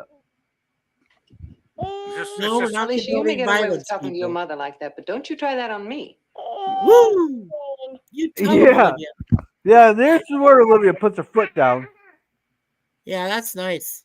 That's when she And gets she's like, feisty. right here, you can tell she's like, oh, shit, this has never happened to her. She's thinking, but she's like, I better not push my buttons here, because this Yeah, is. right. Hey, get your fingers off my screen. She walked into a rat hole, and now she's trying to climb herself out. Yeah. Yeah, she's finally realized she's cruising for a bruising here. I Yeah, really for didn't sure. mean anything. Yeah. So Oh, anyhow, yes, you didn't did. you oh, naughty? right here, snobby- right here's the scene I was waiting for. This That's is the Okay. what, his homework. yeah, this is Go the one I upstairs. compared Just a earlier minute. with the other mother. Yeah, where Oh, wait a minute. Oh no, you don't. the other mother was gonna let two teenagers stay unattended upstairs. Well, go get your blanket. Go get your blanket. Go get your She's gonna blankie. go let the two teenagers. It's about as bad as Hogwarts there. With leaving a bunch of Okay. teenagers unattended. But then you got this here. John boy. Well, Alicia how do you- Hanover's here to see you. Yeah, How do so you she has expect to that come down. Grandma and Grandpa got away with it? All right, I'm having a crisis here. I'll be right back. Okay. Well, how do we think that Grandma and Grandpa got away with it themselves? You know, maybe they were a little more. What's the term? Loose. I'm I not don't sure. know. I'm not sure. But yeah, Ma put her in her place real fast here. That's pretty good. Oh, absolutely. Yeah. And it just shows you too how weak-willed the actual parents are, because they couldn't even do that much to control a kid. Like, really? It's like, Well, I wow. really do. I really do admire Olivia's. Well, I should say Michael Learned's place in this scene where she just, she stands up for her son, John Boy. Now, he's old enough to know, right? By now, he's old enough to know what his plans are and his dreams, and he knows what he wants to do with his life. But at the same time, what I loved about this scene is that Olivia just steps right up and says, well, even though he's old enough to know what he wants, I'm still here as his mother to protect him so that nothing happens to him. That Yeah, he well, doesn't make a mistake. There's that internal discipline that the Walton clan has with one another, right? Because they all look after each other because they've been doing that to survive the depression, right?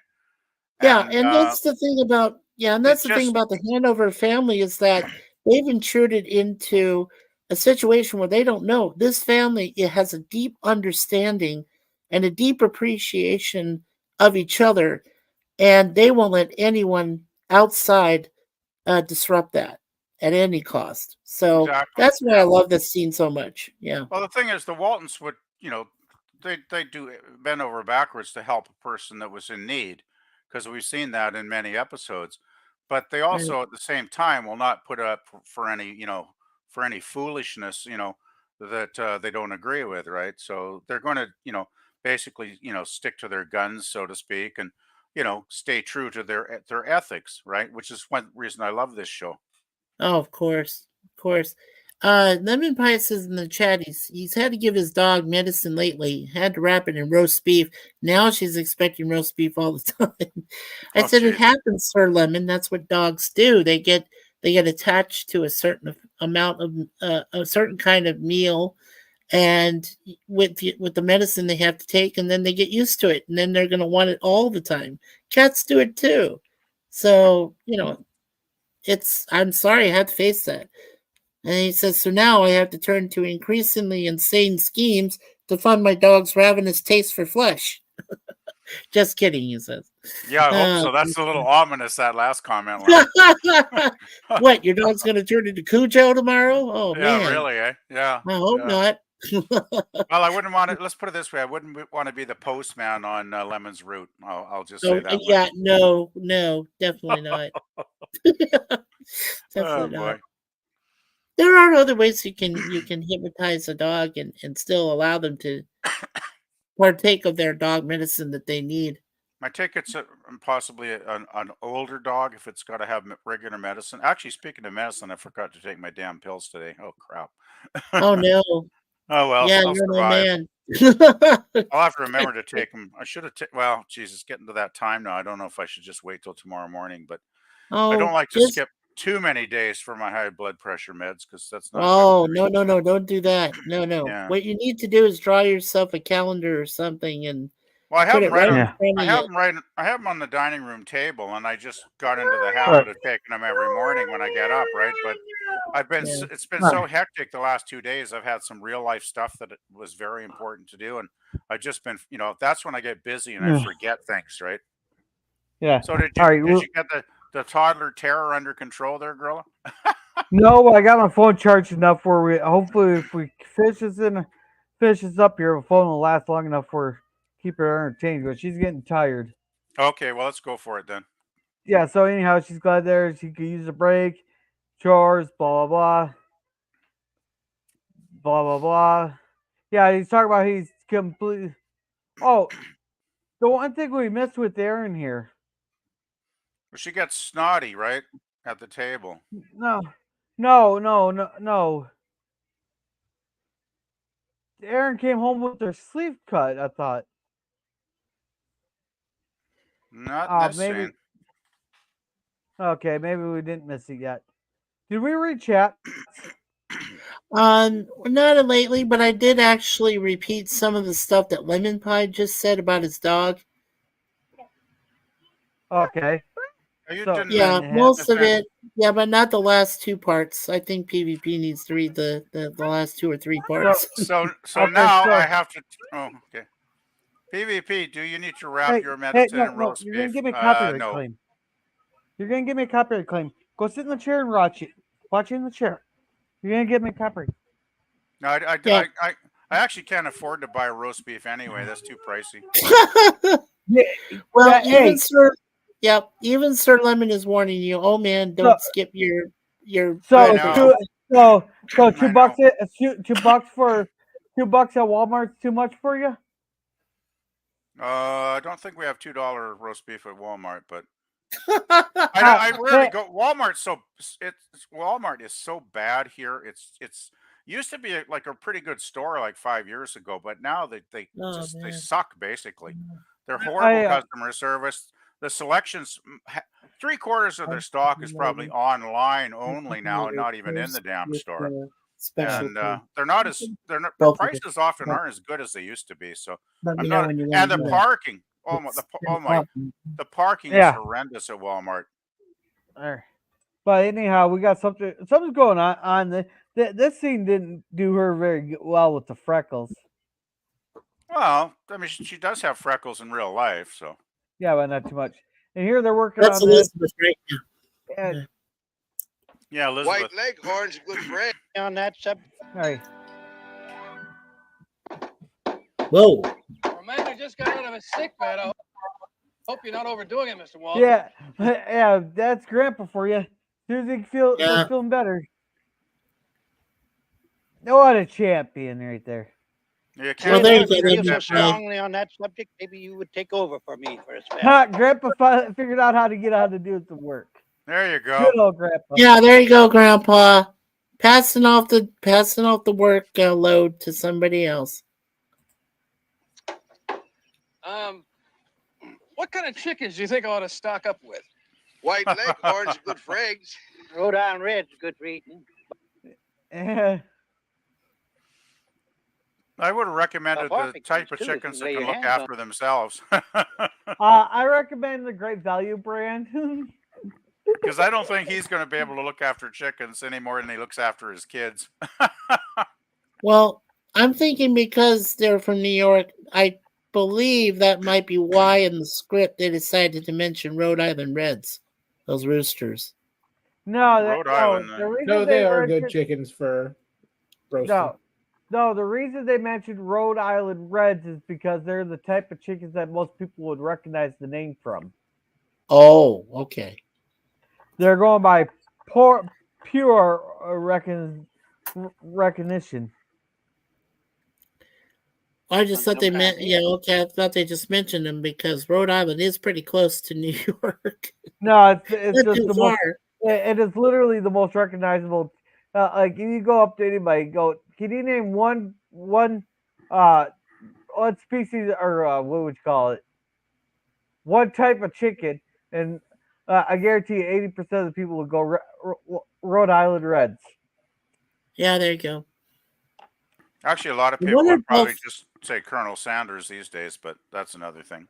And that doesn't look familiar to me. Buff Orpingtons? What are those? Never I've heard never of heard of those. those kind of chickens. Yeah, me either. I wonder Yeah. if they're 30s chickens that maybe went out of existence or something.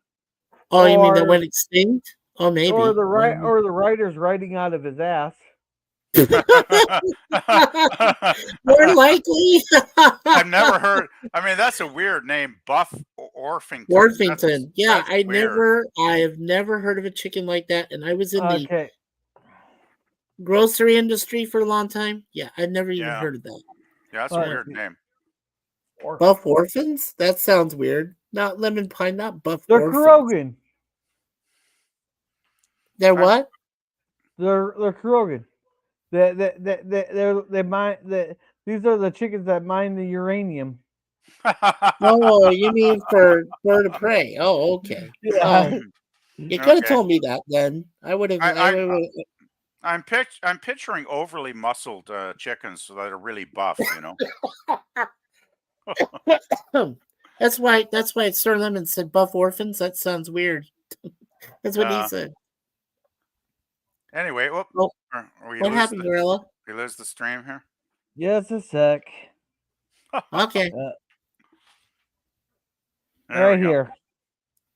That's a Buff Oh. Orpington. That's a Buff Orpington. Okay. Wow. Wow. Oh, it looks Okay, cool. Yeah, I never seen those type before. Never Yeah, heard so of them. thank you, Wow. Gorilla.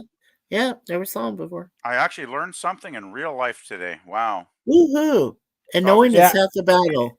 Yeah, and those are and just so you know, PvP, these Buff Orpingtons are the best ones for scissoring. Oh, wow. Oh, brother. Anybody who doesn't get these jokes, you'll have to watch previous live streams. to Yeah, understand the that was what, context of about it. 2 or 3 streams back, wasn't it? When Suzanne made that comment in the chat. Yeah. Well, you're the one that started that. You're the one that What did started I it. say? Good. I was making a joke about it. Grandpa rising he's rising to the rooster there. You start doing you start making some comments there, and all of a sudden everything just escalated from there. I got the receipt. I will snip it Go for it. Sunday. I'll snip it on Sunday when I got Okay. time. Well, I probably Okay. made some comment about, roosters are called cocks.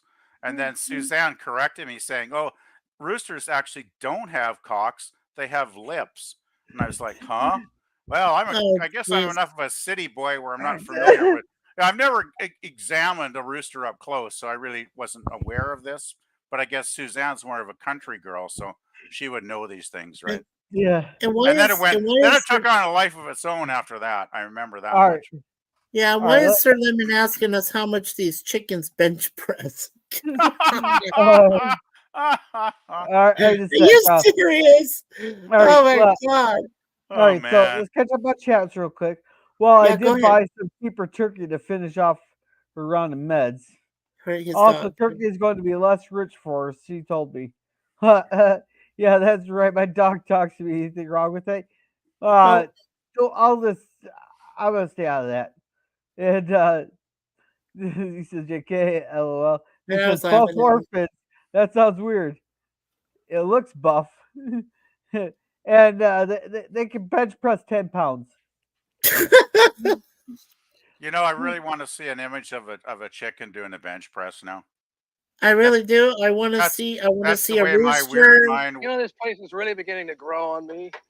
I'm eating better. I'm sleeping better. I'm just feeling better in general. You'd have to dynamite me out of this place. My father. Zeb's going, crazy yeah, for all sure.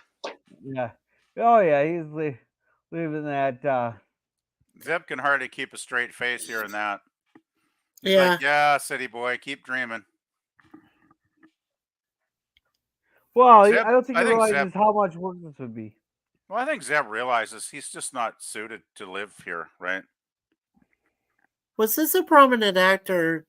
His name was Mike Miller or Matt Miller, the guy that plays Mr. Hanover. Was he like a popular actor back I then? don't recognize his face at all. And generally in these episodes, Mikey, if the actor's half decent, got a half decent career, I usually recognize them. But this guy, I'm drawing a blank on, unless Gorilla wants to maybe look him up quickly or something. What? Yeah. I'm working on some. Yeah. Well, his name is Mark Miller. Mark Miller. Okay. Doesn't ring a bell. Yeah. Well, I know that Linda Pearl, who plays Alicia, I know that she had done some horror films later on. I don't know if it was Rosemary's Baby or one of the other things she did, but she was in it. And Rosemary's Baby was before this, though, in the 60s, wasn't it?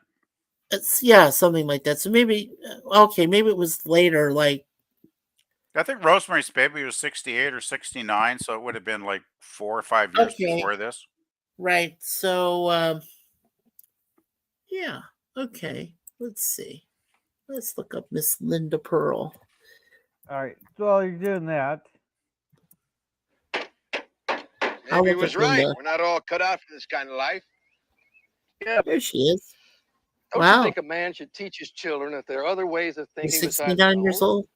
yeah. Now, yeah, but most parents here would rather their kids grow up to be like them instead That's of. right.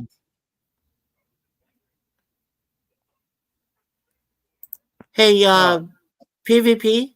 Linda Pearl was Fonzie's girlfriend, Ashley Pfister, in the Happy Days.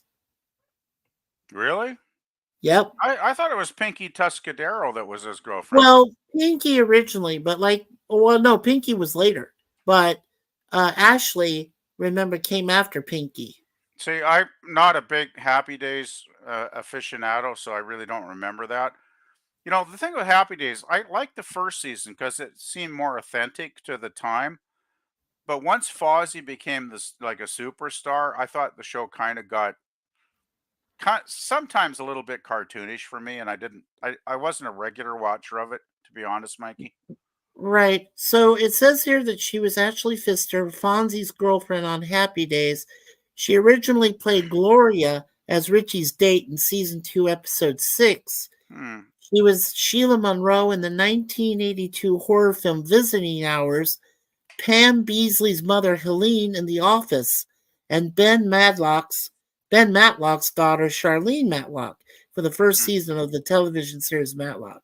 Okay, I'm not really familiar with Linda Pearl. Like, she was never one of those actresses that I paid much attention to, actually, Mikey. Yeah, and she's done some other work. She was in The King and I, Oliver, Helen Keller, and The Miracle Worker. She's done a lot of different things. So. Yeah, Linda Pearl is pretty cool, and she does some opera singing, and she's also on tour. She's a singer, of course, and she's really good friends with Judy Norton, That's the one cool. that played that played Mary Ellen. So yeah, very cool. Anyway, pause. Anyway, go ahead. Sorry, Gorilla, I didn't mean to pull you off track there for a moment. Yeah. Yeah, Gorilla's going to fall asleep before we finish this episode. Hope not. I was trying to open something here. Ah, okay. Okay. And the lemon says, "I remember the rooster." Though, yeah. All right. And before tangent complete. Okay. All right. You stupid piece of crap. All right. You're trying to open a package, right? Like a food package? Most of us hope our children grow up believing what we believe. My father didn't just hope, he insisted. Seems to me like you must have agreed with him in a way, or else you've been down here a long while back. Now, who's correct on this? That people wish that their kids grew up to be like them, or they want to expand their minds and try to be like other things. It Well, really depends. I think it'd be a nice balance if you could have a bit of both, actually. Yeah. Yeah. But mainly, if you think you fucked up your life, you want your kids to have a more expansive repertoire of the world and not end up like you did. Yeah. And PvP here, I found something for you that you've been wanting to see. Oh no. All It's not right. Hitler. It's not Hitler getting fucked up the ass, I'm guessing. I'm not you, PvP. Oh, okay. Whew. Whew. Oh, All right. I'm relieved. Nope. Here you go. Who's this for? You said you wanted to see a rooster bench pressing. Well, I'm not seeing anything right now except the four of us. That's why I shared it. Share screen. You almost did, but then there was like black screen. So Yeah, your screen went back and forth like real quick. yeah.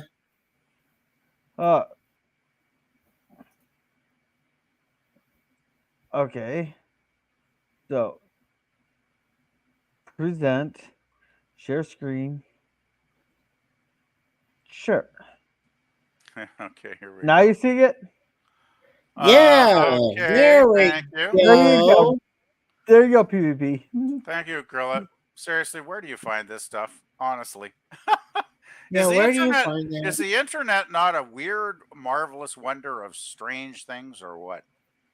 It's like probing your subconscious, and then you see something you don't want to unsee, and maybe you do want to unsee. The internet is like your wildest dreams or nightmares come true. That's the way I see it a Yeah. lot of days. You know. That's just one of those. I just happened to find a picture of it, but Is that technically a bench press though? Like, oh come on! I only had so much time to generate. shouldn't there be a bench? I only had like 2 minutes to make it for you. Okay, I'm just joking, man. You know me. You should know me by now. All right, so here we go. I love how Paul's Sometimes it doing takes the a work and he just shock. is talking. Man's head. No, I came out here to find a better life. Yeah, see that shock was him going broke, losing all his family shit, while he's going through a midlife crisis. That's the shock. Well, Well, there I you mean, go. life back there wasn't so bad. Get up in the morning, put on a clean shirt, suit, go to your job, eat in restaurants, go on vacation. Yeah, that sounds like a dream to John. Yeah, that's a dream, John. But he seems the more sensible one in this conversation. I think Grandpa is actually being condescending to this guy. Well, You know? what John did, the only vacation he got outside of Waltons Mountain was taking the shotgun over to Paris there and sitting in the hole in the ground. Yeah, right. Yeah, I mean, there's some part in the episode where the mother says they've been to like every country in Europe except Russia, I think is the line. And it's like, wow, pretty lucky if you can afford to travel like that, right? So John's making a very good point here. You know, it's like, that must be nice, you know. And the thing is, this guy's never worked a day in his life, you know. Oh, it's a different kind of work, right? You know, it's he's a desk work. stockbroker. Yeah. Well, no, that's just you sit there and you're not actually doing any work. You're sitting there guessing whether or not a company's going to make money or not. You know, it's like these hedge funds. We were all cheering it on when they were when the GameStop, when they're shorting out GameStop there, and also the price went from what was it, $14 a share, which it really should have been around like 30 or 40. And people found out these hedge funds are shorting it, and so they set up and jacked that price up to over $300 a share. These hedge funds lost like over $70 billion. Pickles. Hey, LDG. Hey, Pickles. Hey, Pickles. You're going to have to rewind this episode, Pickles. You missed some great A humor already. We had some good stuff, man. Yeah, we detoured into the gutter a couple of times there, Pickles. Just a couple? I'm being conservative. Yeah. By the way, I don't think I ever called LDG pickles before. Damn, Gorilla, your expressions are starting to wear on me, and I'm starting to think like a gorilla. Yeah. Well, I just called him Pickles, and I've never called LDG Pickles. So, Yeah. I mean, Gorilla's rubbing off on me. Yeah, no, but for this year, when Pickles was doing his open thing there, I can't remember what the hell Sky was talking about. But I was like, I just asked her, like, are we really gonna be talking about this? And then LDG's like, all right, if Gorilla's questioning it, bring it on back, guys. So apparently I am the standard. If I'm questioning what you're saying, you're going too far. Oh my gosh.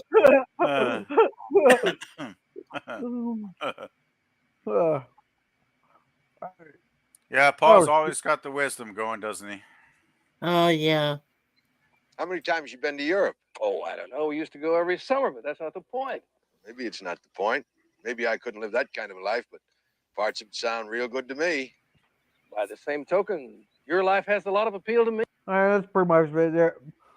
They keep jerking each other around, blah blah. It's the trying grass to figure out this job. grass is greener on the other side scenario. I'm kind of thinking here. Well, they're just sitting there jerking each other, saying each other's lives is better than that. Well, it is easy to compare yourself to other people, though, and think, oh, their life is better than mine, even though it might not be, right? So.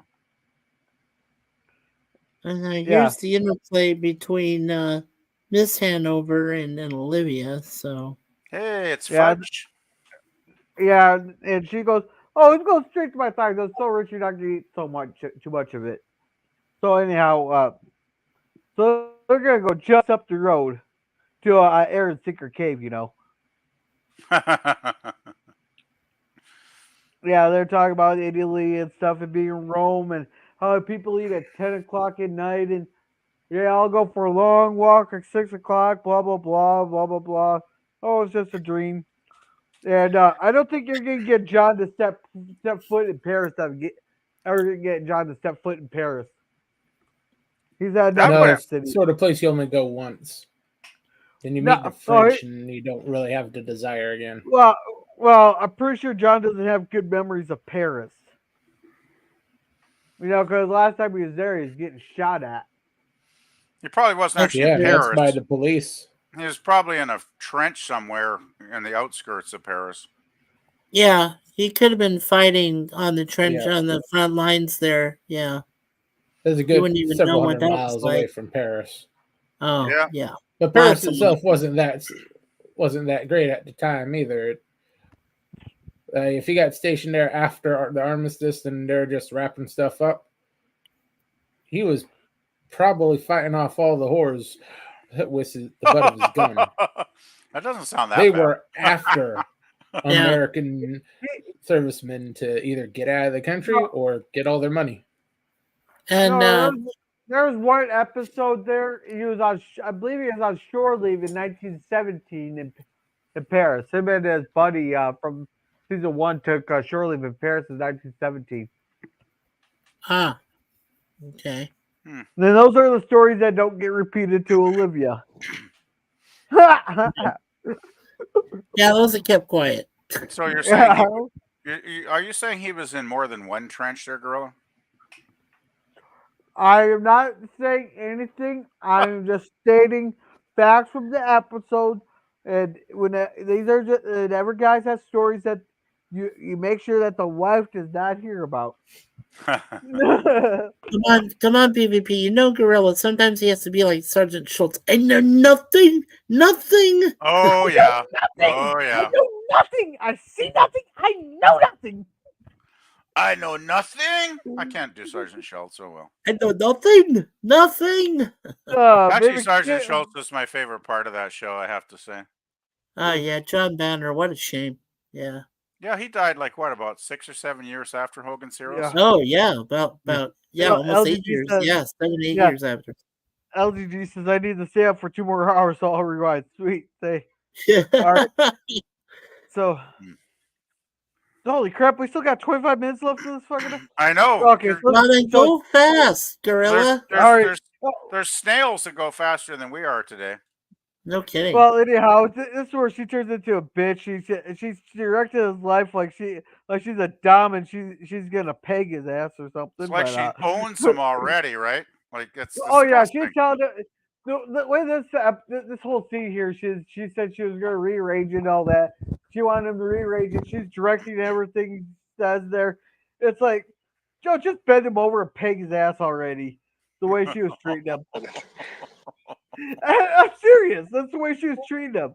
Well, she's she's totally misread what kind of person John Boy is, though, because John Boy's like a nice guy and he'll go along with a lot of stuff to a certain extent. But you start trying to fuck with his writing, and that's where John Boy's going to draw a line. Like he's definitely going to draw a line at that point, right?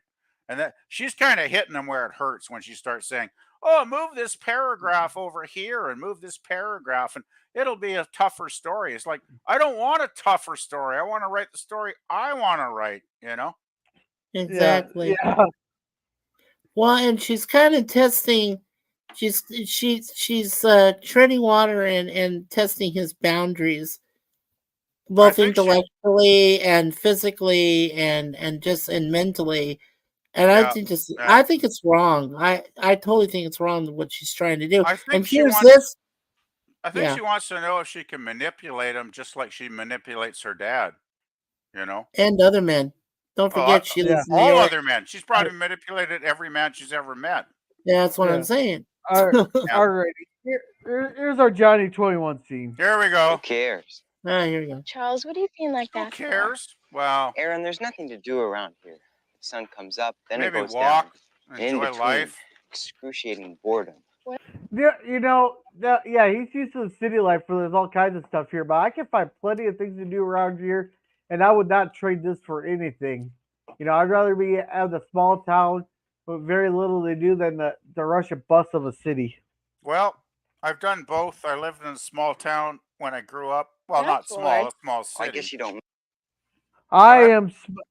You got more people in your apartment complex than than there is in my town. We like it here because it's right enough away from the city and the downtown, and well, the thing is, my hometown was maybe 20,000 people in the '60s when I was growing up as a kid. Let's put it this way: my town we had wooden sidewalks when I was a kid in the '60s. We had wooden sidewalks with like planks. Ooh, wooden sidewalks. Wow, nice. Hey, PvP, your town was bigger than my county. Probably even back then, it probably was. No. You said there's 20,000 people in that town. My county is just under 11,000.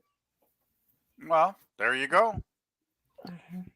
Yeah, well, don't forget, I told you guys I was born in the big city in California, and San Francisco, not San Francisco.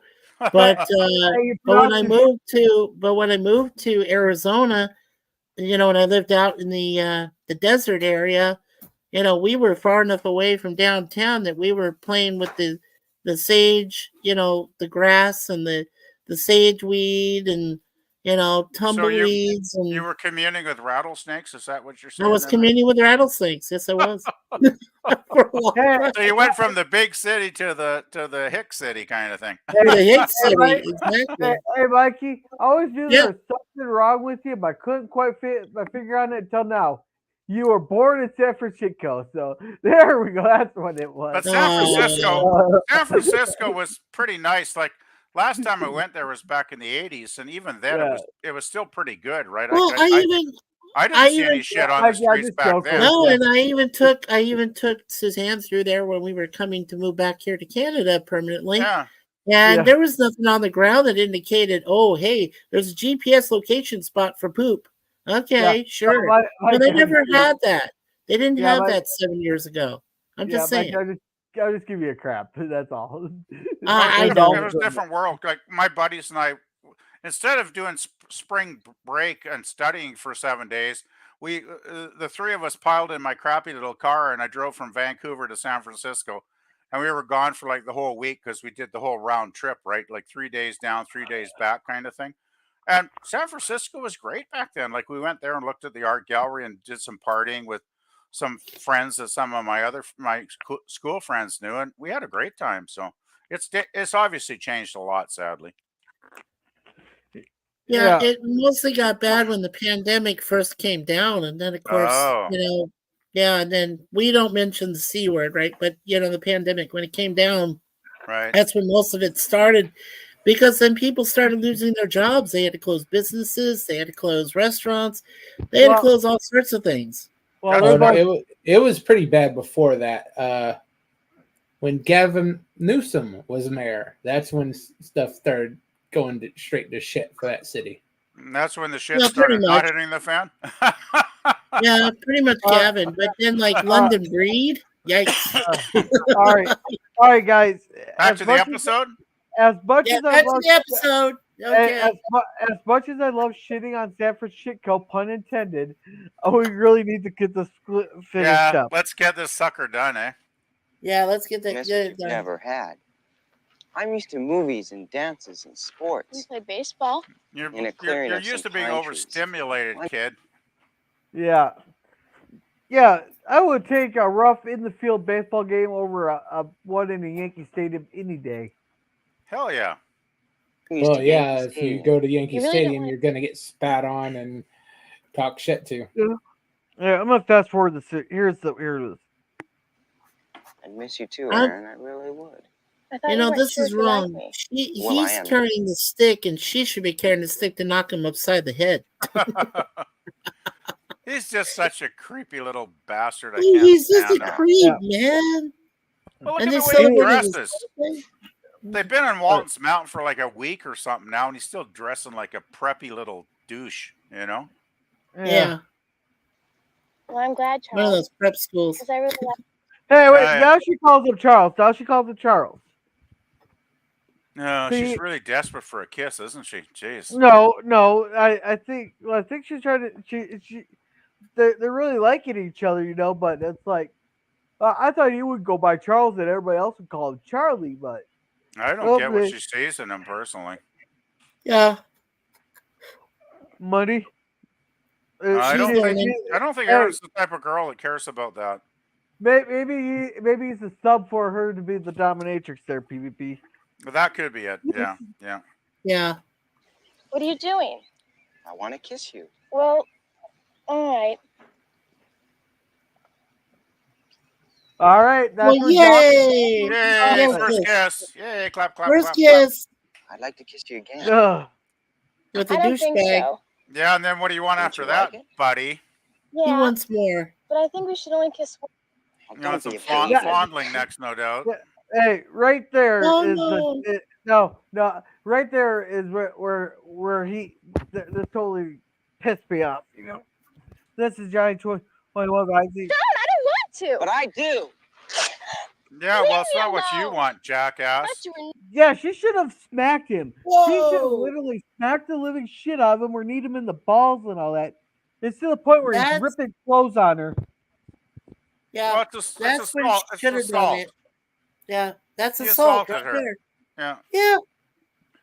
And I'm not saying go ahead and get Sheriff Briggs involved in this, but I'll explain it here in a little bit. So, Nice. Well, I thought we could be consent. friends. There's Got no no consent, time to be right? friends with babies. yeah, and see, now that she That rejected felt her advances, because he didn't all get of what a he sudden wanted. yeah, now she's rejected his advances. All of a sudden he starts insulting her and says, "Oh, I no time for you." Well, He says So he he's doesn't like, want to "Oh, be I friends can't with babies. He said, Yes. friends with babies. He just kissed the girl. Yeah, he's just a douchebag. He's just a little privileged, entitled little Yeah. shit. Then you got her. You're being so stubborn I could scream. Alicia, I know what I meant when I wrote that story. Like- what you're asking me to Like do would John change the Boy whole stubborn? Have you So looked in a what? mirror You lately, have baby? enough to beat her down. Yeah, I can't do and to get so angry about it. I just want to feel good about what I write. And when I'm finished, I don't want to feel like I've written something to satisfy somebody else. Just because they might be able to get it published. Yeah, so he just doesn't want to get published. See, he wants his stories to actually mean something, and she pretty much just throws his shit in the. You're a fool, John boy. A fool. And now she realizes he's not gonna be she can't be the gold digger to him, so she Yep. throws it in his face. She storms She's not off. well, she can't manipulate him, so she doesn't like that, right? Yeah. Right. Thank you, babe. And meanwhile, back at the laundry. Oh, Grandma. I can use a hand. Yay, Grandma. I don't know if Grandma realizes something's wrong or not, or she just pissed the kids ignoring her. So anyhow, she storms in. She's probably too busy to really and notice too she much goes right up to her now. room. Right here. What's the matter, honey? What happened? Mom, would you have to let someone kiss you more times than you want to kiss them? All right. Now, you know what would make this scene 1,000 times better? If, like, Ben or Jason was outside the room just kind of overhearing this. Not John, not Grandpa or nothing. I want Ben and Jason overhearing Right. this. Yes. I'm afraid they don't have time for a beating scene. Yeah, you know, them overhearing this, and they confront Charles, and they could have they could have almost done like either a split screen or have like back and forth where John's confronting what the fuck's his face? Ted, you know, and Jason and them, they grab little fucking Charles there. They have a little talk with him, and he ended up getting thrown in the lake. Clothes on and everything about what they did to it, what he did to their little sister. Yeah. Or you just after he has a talk with John, the next time we see the kid, all of a sudden he has a black eye or a bloody lip, and when his father asks about what happened to you, he said, "Oh, nothing, I fell." Yeah, see, that could have been great right there. I think they totally mishandled this entire scene here. Did you want to kiss him? Yes, but just once. And he wanted more. Yes, but I didn't. I guess I didn't want to enough. And you were quite right not to. But he got so mad, and he called me a baby. See, that's the least of her worries. She was sexually assaulted, you know, and they're just brushing this over like it was nothing. Well, Erin's so innocent, she doesn't really realize what happened, I don't think. And Ma's not going to tell her that, so. Yeah, but this is that's where Jason and Ben should have been outside listening and sneaking in. They could have had this whole thing handled better, you know, and still kept the pure innocence. But the situation gets handled all right. Well, I think Pa does go and take care of it, doesn't he, later in the episode? Yeah. Yeah, but Ted's not. Well, yeah, Ted is to blame, but there's absolutely no repercussions for the kids. Oh, hell yeah. I wouldn't mind have seen him get a good ass whipping myself, for sure. Yeah, and Ben and Jason would have been the ones to do it. That would have been fun, actually. And technically, it would be illegal. It'd just be bunch of kids roughhousing. Yeah. It would be like John beating the shit out of the kid. You know, it'd be the brothers beating the shit out of the kid, which would be fair. Just good 1 or 2 punches would probably get it done, right? Well, I'll give him the black eye, the bloody lip, and throw him in the lake. Erin, yeah, you I'd like to don't see ever him have throw to in the do lake. anything you don't really want to do. Why did he get so mad? Because Charles Hanover is used to getting everything he wants. Well, I think it's more the fact that all the blood is went to the wrong head, is why he got so mad. No, I think he's just He an wants it idiot. when he doesn't. He's just a douchebag. Yeah. But yeah, your Maybe he has comment a about baby. the wrong head's probably not too off kilter.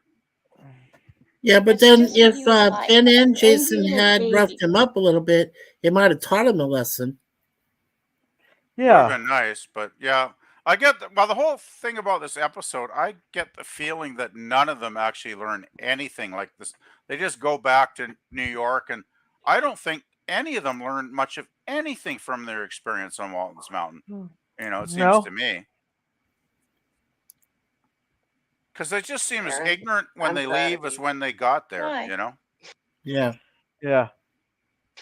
Because acting like a grown-up is one of the hardest things in the world to do, and you did it today. By not getting by fending off unwanted advances. Yeah, apparently that's acting like a grown up.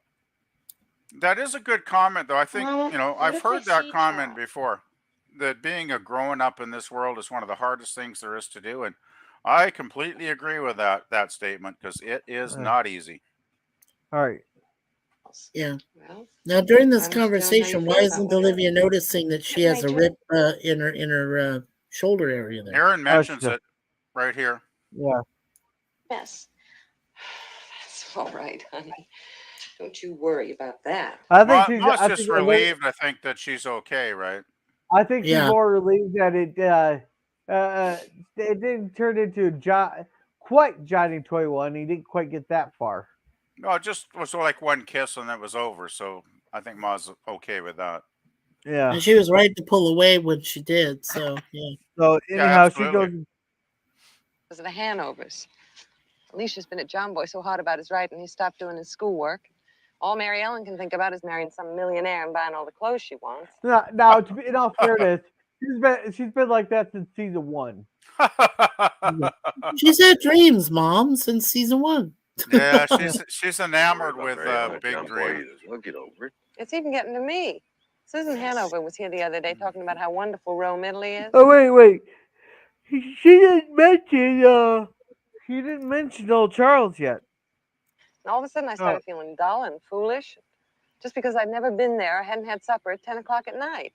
We can have supper 10 o'clock at night anytime you want if I can stay awake that late. I love this scene. That's so good. Good job, John. Good job. He's awesome. God, I love Pa. Yeah, He's because so he cool. could have those candlelight dinner and they could have child number 8 on the way. Well, actually, or would it be technically child number 9 because you miscarried that one? Would you count that as the one? That would be child number 9. Yeah, you have to count the miscarriage kid too, because it was a kid, right? Because they're So wanting. she had a total of 9, but ended up with 7. Okay. No. We're saying child number 9 would be on the way. They're after candlelit dinner, having dinner at 10 o'clock at night. Oh, right. Okay. But she did have a miscarriage, so that would have been child number 8. Yeah. Okay. I know it'll all blow over, but Aaron's different. What about Aaron? Charles Hanover kissed her when she wouldn't go along with more kissing. There was some kind of a struggle, and She get hurt? no, not physically. All right, honey, let me grab my shotgun. Yeah, Pa's not happy about hearing this. Paul's gonna walk over there and blow Charles' head off. Woo! Well, I'm just kidding. glad the Waltons actually didn't go that far. Hey, to our FBI agents here, we are discussing the contents of a show of the potential things that might have happened if it was written at different times and to a different engineer. Yes, Yeah, all we're the just crazy, adopting modern era. all the crazy things we say about killing people and digging their graves, it's just metaphorical conjecture, just for having a little bit of fun. So please don't take it seriously. Yeah, let's go with his future lawyer listeners. speak. Let's go with his lawyer speak. Actually, you probably do need some lawyer speak on these, girl. I like your Yeah, you disclaimer at do. the start, though. Well, I always tell YouTube. Yeah, I'm sorry. Go ahead, Gorilla. There's a reason we have. Oh, just a sec. We have this. Va salute. This is Troy Pacelli of Last Call, and I'm just here to let you know that the following live stream is rated R for adult language, highly inappropriate jokes, and oh, who the are we kidding? We have no idea what is going to come out of Gorilla's mouth. Viewer discretion is advised. Yeah, that covers it I pretty know good. that's just a perfect your disclaimer. Yeah, I That's do why love your told you I disclaimer. loved it so much, bro.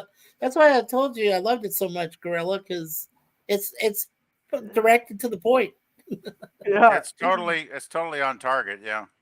Yeah. Feelings got hurt a little. She's all right. She knows she did what she should have done, but No, she did not do what she had to do. Well, if she had done what she would have had to done, that kid would be singing like Michael Jackson. You mean he'd be trying out He'd be be singing trying- like Steve Perry from Journey. Well, next time they went to Europe, he'd be auditioning for the Vienna Boys Choir. Is that what you're saying? Yes, he would. As a high soprano falsetto. Oh! Oh, No, I he'd be never like, laughed so hard in my life. he'd be like freaking Marvin in Home Alone 2 there when he goes to turn the faucet on. Oh! Oh yeah, David Stern, yeah. Oh God. Stern when he got hit. Oh yeah, of course. Yep. Yeah. So anyhow, blah blah blah. I'm gonna go grab my shotgun. And here. I'm Turns gonna out shoot your son. he cut Yeah, the roots he to messed with my daughter. Yeah, so apparently Susan's been admiring elm trees. He cut the roots too short, blah, blah, blah. The tap root's too short, blah, blah, blah. Been That talking tree's to me gonna for weeks about die. country life and about city life, and I don't think any of that talk's important. Well, now it's important to me. What's important is what's happening to your family. Now this guy's like, wait, who's this guy? What's he? Wait, you really talking to me like this? Like, what the fuck's he all pissed about? It seems to me your wife and children are paying a heavy price for your confusion. A heavy price? Now, just a minute, John. Especially those children of yours. They don't know who they are. They don't know how to behave. They don't. Yeah, right there. That's a slap right to the face. That is a slap right to his face. Like, I'm challenging you, weird boy. Wait, no, he could threaten his life and by other means, but yeah, this is kind of like a warning. Paul's just telling him straight up he's a bad father. Yeah. You're a He's bad dad. father for that situation. For that New York, situation. he's a very good father. I still think his Virginia, kids are nuts. not great. Yeah. Limits are. Wait a minute. Has one of my kids gotten out of line? Your son Charles got rough with my daughter Erin. You're lucky he doesn't have a shotgun shoved up his ass right now. Well, you could just take out the family and bury them somewhere on the mountain. They wouldn't know. No, that's getting too cruel. That is getting way too cruel. Next episode, burial on Waltons Mountain. Sorry, YouTube. Just don't come at me with whips and chains next time, okay? The sins of the son should condemn the entire family. Now they're all a bunch of established little pricks, but so far only one deserves to get the shit beaten out of him so far. Right. The rest are just are only deserve to be called a bunch of bitches and assholes. Yeah. Like a big shot ladies, man. He got carried away with himself. Is she all right? She's all right. I just don't want anything like that to happen again. Well, then you slap your son up silly, man. Yeah, this would be the perfect time for Charles to kind of run past with a black eye and a bloody lip, like Germ said. You know, this is a very interesting scene, though, because it's a total contrast. Paul's such a strong father figure, and he's such a weak father figure. It's like night and day between the two of them here, right? That'll be our dessert tomorrow, too.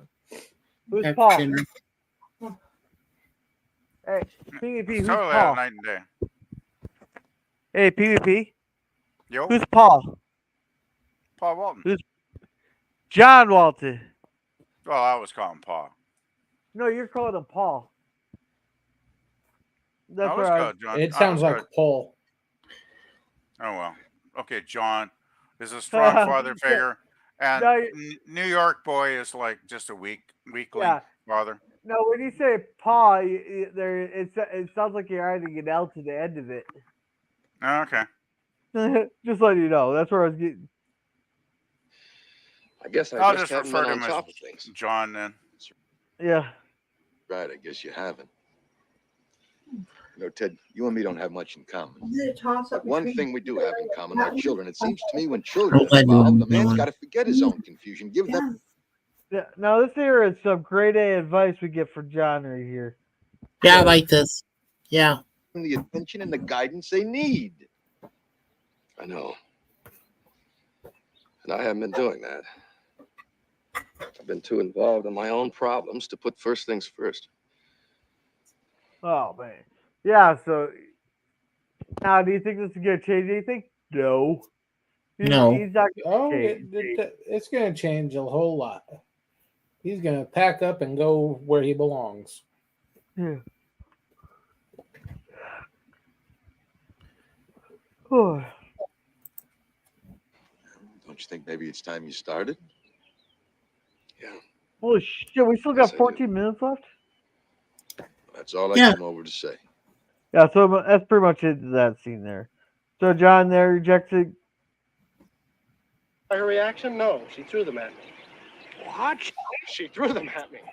We were just having a silly little Oh, now I figured out. Hey, Grep, this is funny. argument about values in writing, and she got all upset and she threw them at me. Said I didn't understand the thing.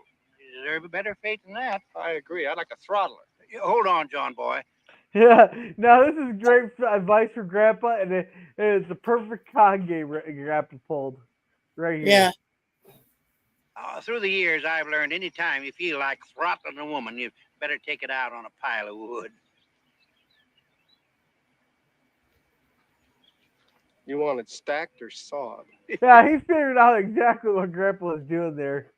And Grandpa's right. You take your hanger out and stuff like that. If you throw the axe down on a log there, that does wonders. Yeah. Yeah, the police never come for you if you That's use an right. axe on the wood and not the woman. Yeah. Just a minute. I think I'd like to read one or two of your stories myself, John. All right, so yeah, Baba. Yeah, Grandpa's gonna need something to pass the time while John Boy does all Grandpa's work. Does all his Yeah. chores. Yeah. Yeah.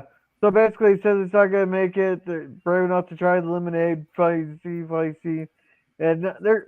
I think it would be like the days when you'd say, "Let's go to Paris," and I'd say, "Okay, when do we sail?" Oh yeah, that's pretty much this whole thing. And they decide that they're gonna move back to New York. It's a pretty good scene, but I'm Do you not gonna think- play it. I already played a shit I'm ton just- tonight.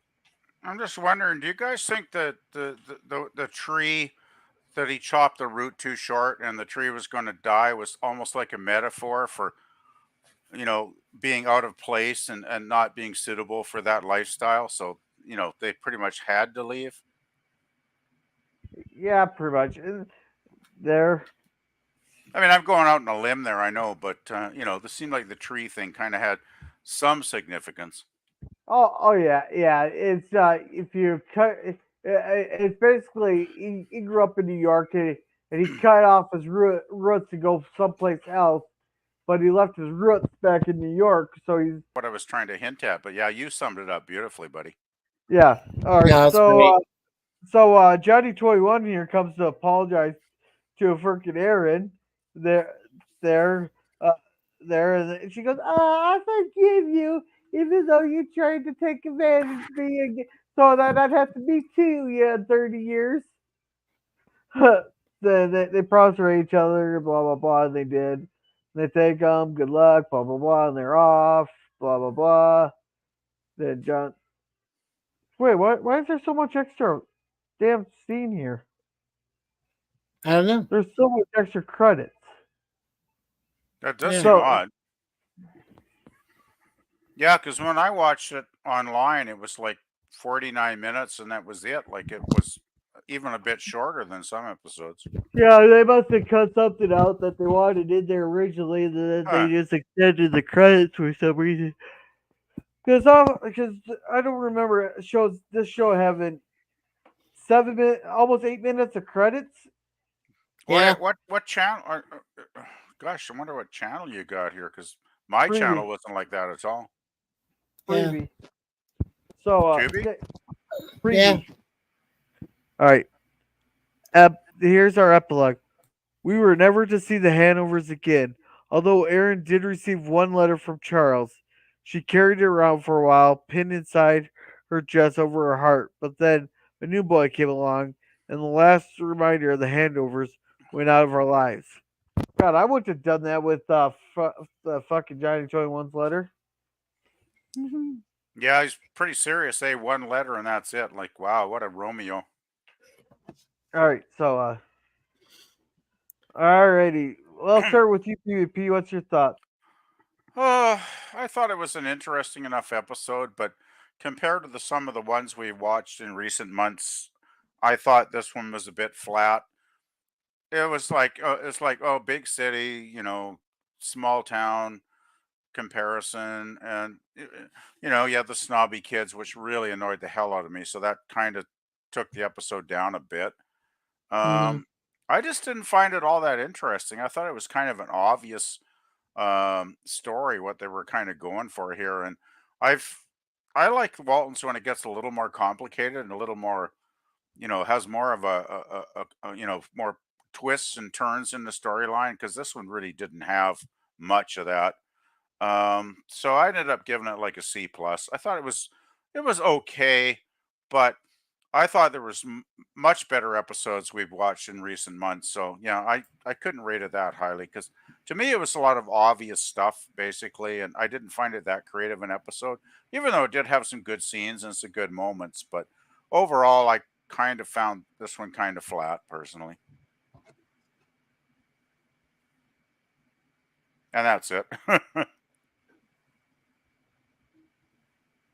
And Gorilla stepped away again. Yo, Gorilla. Oh, sorry. I was telling the. Oh, thank you for that, PvP. Mikey, what's your thoughts? Well, like I said, I really sped through this episode before I came to join you guys. And again, thank you so much. I feel honored and blessed that you guys allowed me to be a part of it tonight. When I was watching it, and I was like, it's the common story, fish out of water, people from New York City, the big city, coming down to the country and just not knowing what to do and not knowing how to conduct themselves. And I think initially, with a common story like that, like PvP said, I would have probably given it a C. But I think what brought my grade up to at least a B was the fact that both Olivia and John were able to let their kids know, and even Grandpa helping a little bit, to let their kids know you can be yourselves. You don't have to resort to violence or to anything that the kids did, or that you don't have to be confused about your future, like the Hanovers were. And I think John did a great job, counseling his wife Olivia, saying, you are great at what you already do. You take care of 7 kids, and you take care of me and grandma, grandpa, and you do a great job alone, for what you do.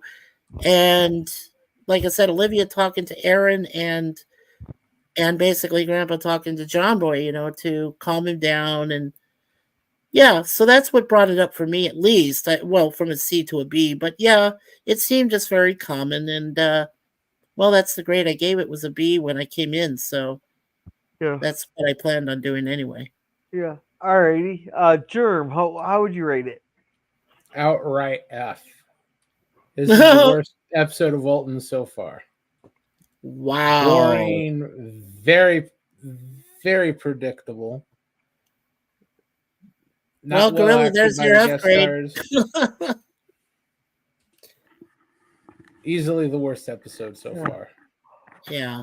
Yeah, Gorilla, you need a lower rating than C. I do got a lower rating in there. Are you talking about people that want to hear you talk shit? Is that the one? Oh yeah, that's it.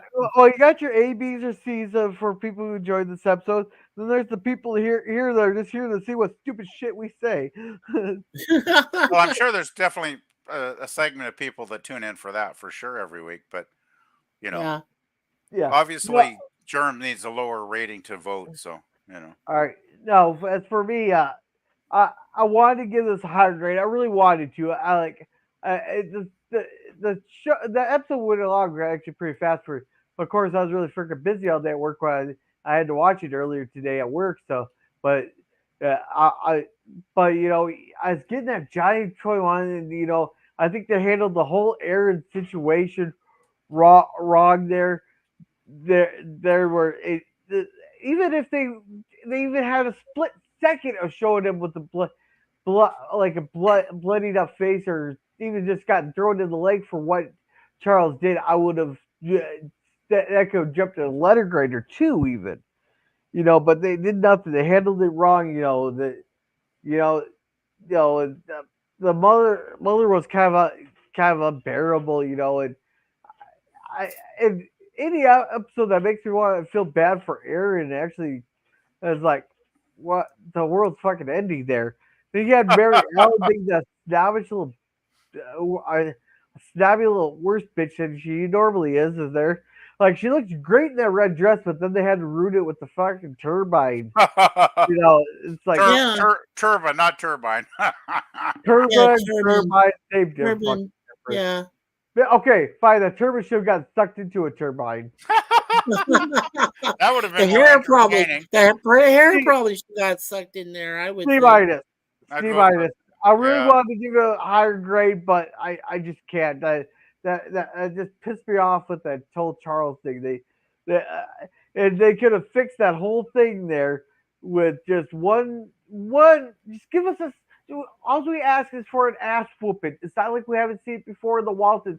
All I ask is for one ass whooping. Right, disciplinary action. Right, absolutely. Yeah, I was actually going to go C- at first too, Gorilla. I did bump it up to a C+ because some of the scenes with Pa, with John, Senior and Grandpa, I kind of enjoyed. So I kind of bumped it up a little bit for that. But yeah, I thought it was a pretty bland episode, really. That's the only reason they got to see it there. But anyhow, I'm gonna go ahead and end the poll. Yeah, let's take a look. Yeah, I voted. Yeah, so did I when it first came in.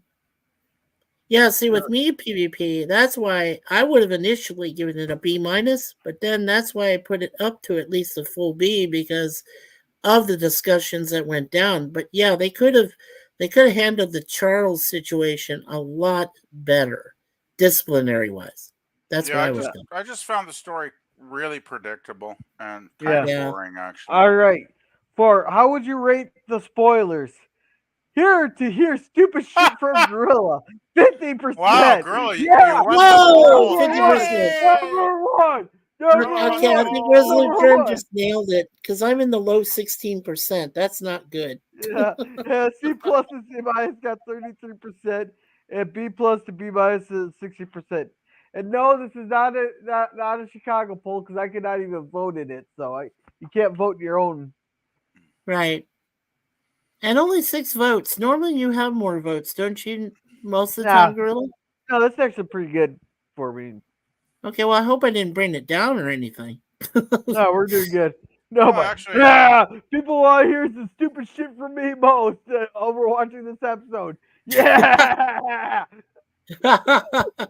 You probably have one of your best showings actually in the poll. Like you got 50%. That's pretty impressive. Yeah, they like to hear you, Gorilla, spew some crap. Yep, no problem. Yeah, and oh fuck. What happened? Next week is gonna be a short review. I'll tell you that right now. It's gonna be a very short review. Good. It's the marathon. So basically, it's a dance marathon. The whole fucking shit episode. Oh, is that the next one? A dance Yeah. marathon? Oh, Yeah. I remember that one. Oh, that actually, yeah, that makes me think of a movie that was about a dance marathon that was actually really good. They had that crazy shit back in the 30s where you could win money or something. Yeah. I think that was actually a pretty good one, if I remember. Yeah, I predicted a 45-minute episode next week. So, but anyhow, I got to get off to bed because I have to be up here at 5:30. So yeah, all right, get some sleep there, Gorilla. Enjoyed 90 minutes of driving time to see some clowns there, Gorilla. Elephants, thank you very much. Elephants. Elephants. Yeah, Scurvy, we found one of the votes here. Scurvy said, voted you to hear shit from Gorilla. Yay! Let it go, Lemon. Yeah. Thank you for that, Scurvy. And thank you, Scurvy, for coming. Thank you, Pickles, also known as LDG, for coming. If you ever need IT help or need a place to hang out, there's always freethenet.org/underground. And I know Suzanne was. Oh, thank you, Jim's Landscaping LLC, #1 Commodore Productions, for coming. Make sure to check him out. He has some Star Trek fan films on his channel. He has puppies, live streams. Just check it out. We had a lot of fun at his 4,000 sub stream there the other day. And thank you, Suzanne XT, for coming. And thank you, Pop Culture Curator, for coming. Pop on Mondays has Lost in Space reviews at 8 o'clock Central Standard Time. Two, Tuesdays, it's the horror sci-fi series at 8 o'clock. Then on Wednesday, me and him review 2 episodes of Gilligan's Island there at 9 o'clock Central Standard Time. Then on Saturdays, it's the Rumblings from the Lab at 8 o'clock. Nice. And also, thank you to the man of many words, Cody Guy, for coming. Welcome, and thank you for coming, Cody Guy. Glad you watched it, Cody. Yeah, Hope you voted. I hope you enjoyed our humor there, Cody. Well, somebody's got to. Yeah. All right. So he has to rewind it. Oh, by the way, I just want to say, Mikey, are you going to be joining us once in a while from now on? Because it's kind of nice. Would to you have like another me to person. come? I would be Well, more than. I'd be Gorilla. happy to join you guys from now on. That'd be great. Gorilla's channel, so it's up to Gorilla, not me. But I What enjoyed would you having say, another. Gorilla? Yeah, I enjoyed having another You person. can join us here, Mikey. That's not a problem. But all right. Oh, that's good. Okay. All right. Wrap it around here. PvP, what do you got going on? Well, the latest album I put up was one called by the Yes, there was one. British punk band called The Damned. Their 1979 album, which I think is probably their greatest album ever, called Machine Gun Etiquette. Very good album, very solid from beginning to end. Got a couple of hits, I believe, on the charts off of that one. Really, really good stuff. And that's pretty much the only thing I've done on my music channel lately. And not too much going on, but I'm always jumping on the live streams, whenever people are on here. So yeah. Scooby, rewind it. You'll find plenty of humor in this. All right, Mikey, what do you got going on? Okay, well, you guys know my weekday. I call it my weekday webcam series. Every day, Monday through Thursday, from 4 p.m. Eastern Time, 3 p.m. Central. I do a webcam of reviews. I have Mikey Sue's TV on Monday afternoons. We do the A-Team review on Tuesdays. We do the Greatest American Hero reviews on Wednesdays. We do the Secrets of ISIS on Thursdays. And we will be going back to topic time starting May 10th, because what we're going to do on May 4th is have a 3-hour stream starting right at 12 noon Eastern, 11 a.m. Central.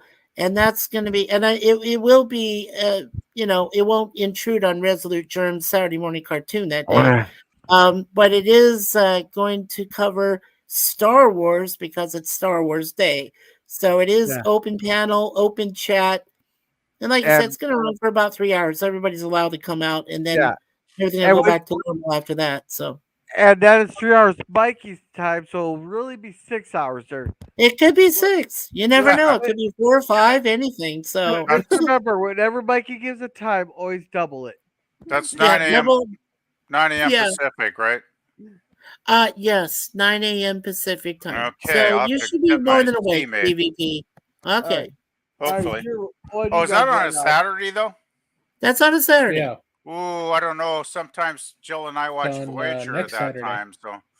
Well, I'll have to see. I'll still be there. Come on. I'll still be there. Sometimes Jill skips a week, though, so maybe she'll skip that week. Hey, she'll make an exception for Star Wars Day. I guarantee you that. Oh, I'm sure she will. I'll let Jill know that Mikey's streaming, and maybe Jill will just say, "Okay, I'll skip it." All right, Jared, what do you got going on? The sci-fi cinema on Tuesdays with Andromeda, Nerd Night Roundtables Thursday nights, and Saturday morning cartoons. This week we'll be watching Space Battleship Yamato. Oh, cool! It made it! Yay! So that'll be this Saturday, right? Yeah, cool. Yeah, tomorrow morning, 8 a.m. Pacific. Nice. All right. That's like an anime style, isn't it? Because I've been used to seeing that. All right. Yeah. Cool. All right. As for me, tomorrow we might not be able to do Fallout tomorrow. I'll let you know when I start heading back to Fallout on whether or not I'll have time to watch it. There, Germ. Because no. So I'll let you know. Then we'll plan from there. But otherwise, Sunday. Jim's gonna smack the shit out of me for this one. But the winner of the poll is Sharknado with 50% of the vote. I demand a recount. Shouldn't that be on Shenanigans? That should be on Cringe Talk, shouldn't it? Now, Jerm, I think it won because there was no shenanigans. I gotta say, I know that's a lie. I voted more than a dozen times. At least. You two had to disqualify several of my votes. RoboCop got 31% of the vote. Doesn't Sharknado suck, basically, from what I've heard about it? No. I don't know. I've never seen it. I thought so at one time, when but I was I own making- them all now. Well, here's the thing. When I was making up the thing, I was trying to think of franchises. That was one of the first ones that came to my mind. Oh, Lord. I give a pass on Super Troopers, too, and I might take a pass on Sharknado, too, as well. Well, then we'll have double features on Cringe Stock. Hey, when do I have to pick a Cringe Stock? In a couple of weeks? It's Jack and Jill. Then I was going to give LDG his Death Row Game Show. Oh, of course. I do want to sneak in, well, it's still relevant, the Society of American Negroes, or the Magical Society. Oh, of yeah, I'm American looking forward to that one. I really want to see that one. Oh yeah, that one looks way woke. That looks You wanna talk about real wokeness. bad. Yeah. Oh my god. Yeah, I'll be there for that one. All right, but as for Wednesday, it'll be Justified. Thursday's Cringe Stock. We'll get to Jack and Jill. But then the next Waltons episode is the marathon. So with that, you guys have a good night, and remember to be a thank you for this Scurvy. He's putting everybody's channels in for us. Thank you for that. Well, thank you. Oh, thank you, Sir Lemon. You're awesome. Lemon. All right, as always. PBS playlists even during non-eggnog season. Thank you. Lemon, you're a gem, buddy. You're a gem. All right. So with that, you guys have a good night. Remember to be a gorilla. Good night, guys.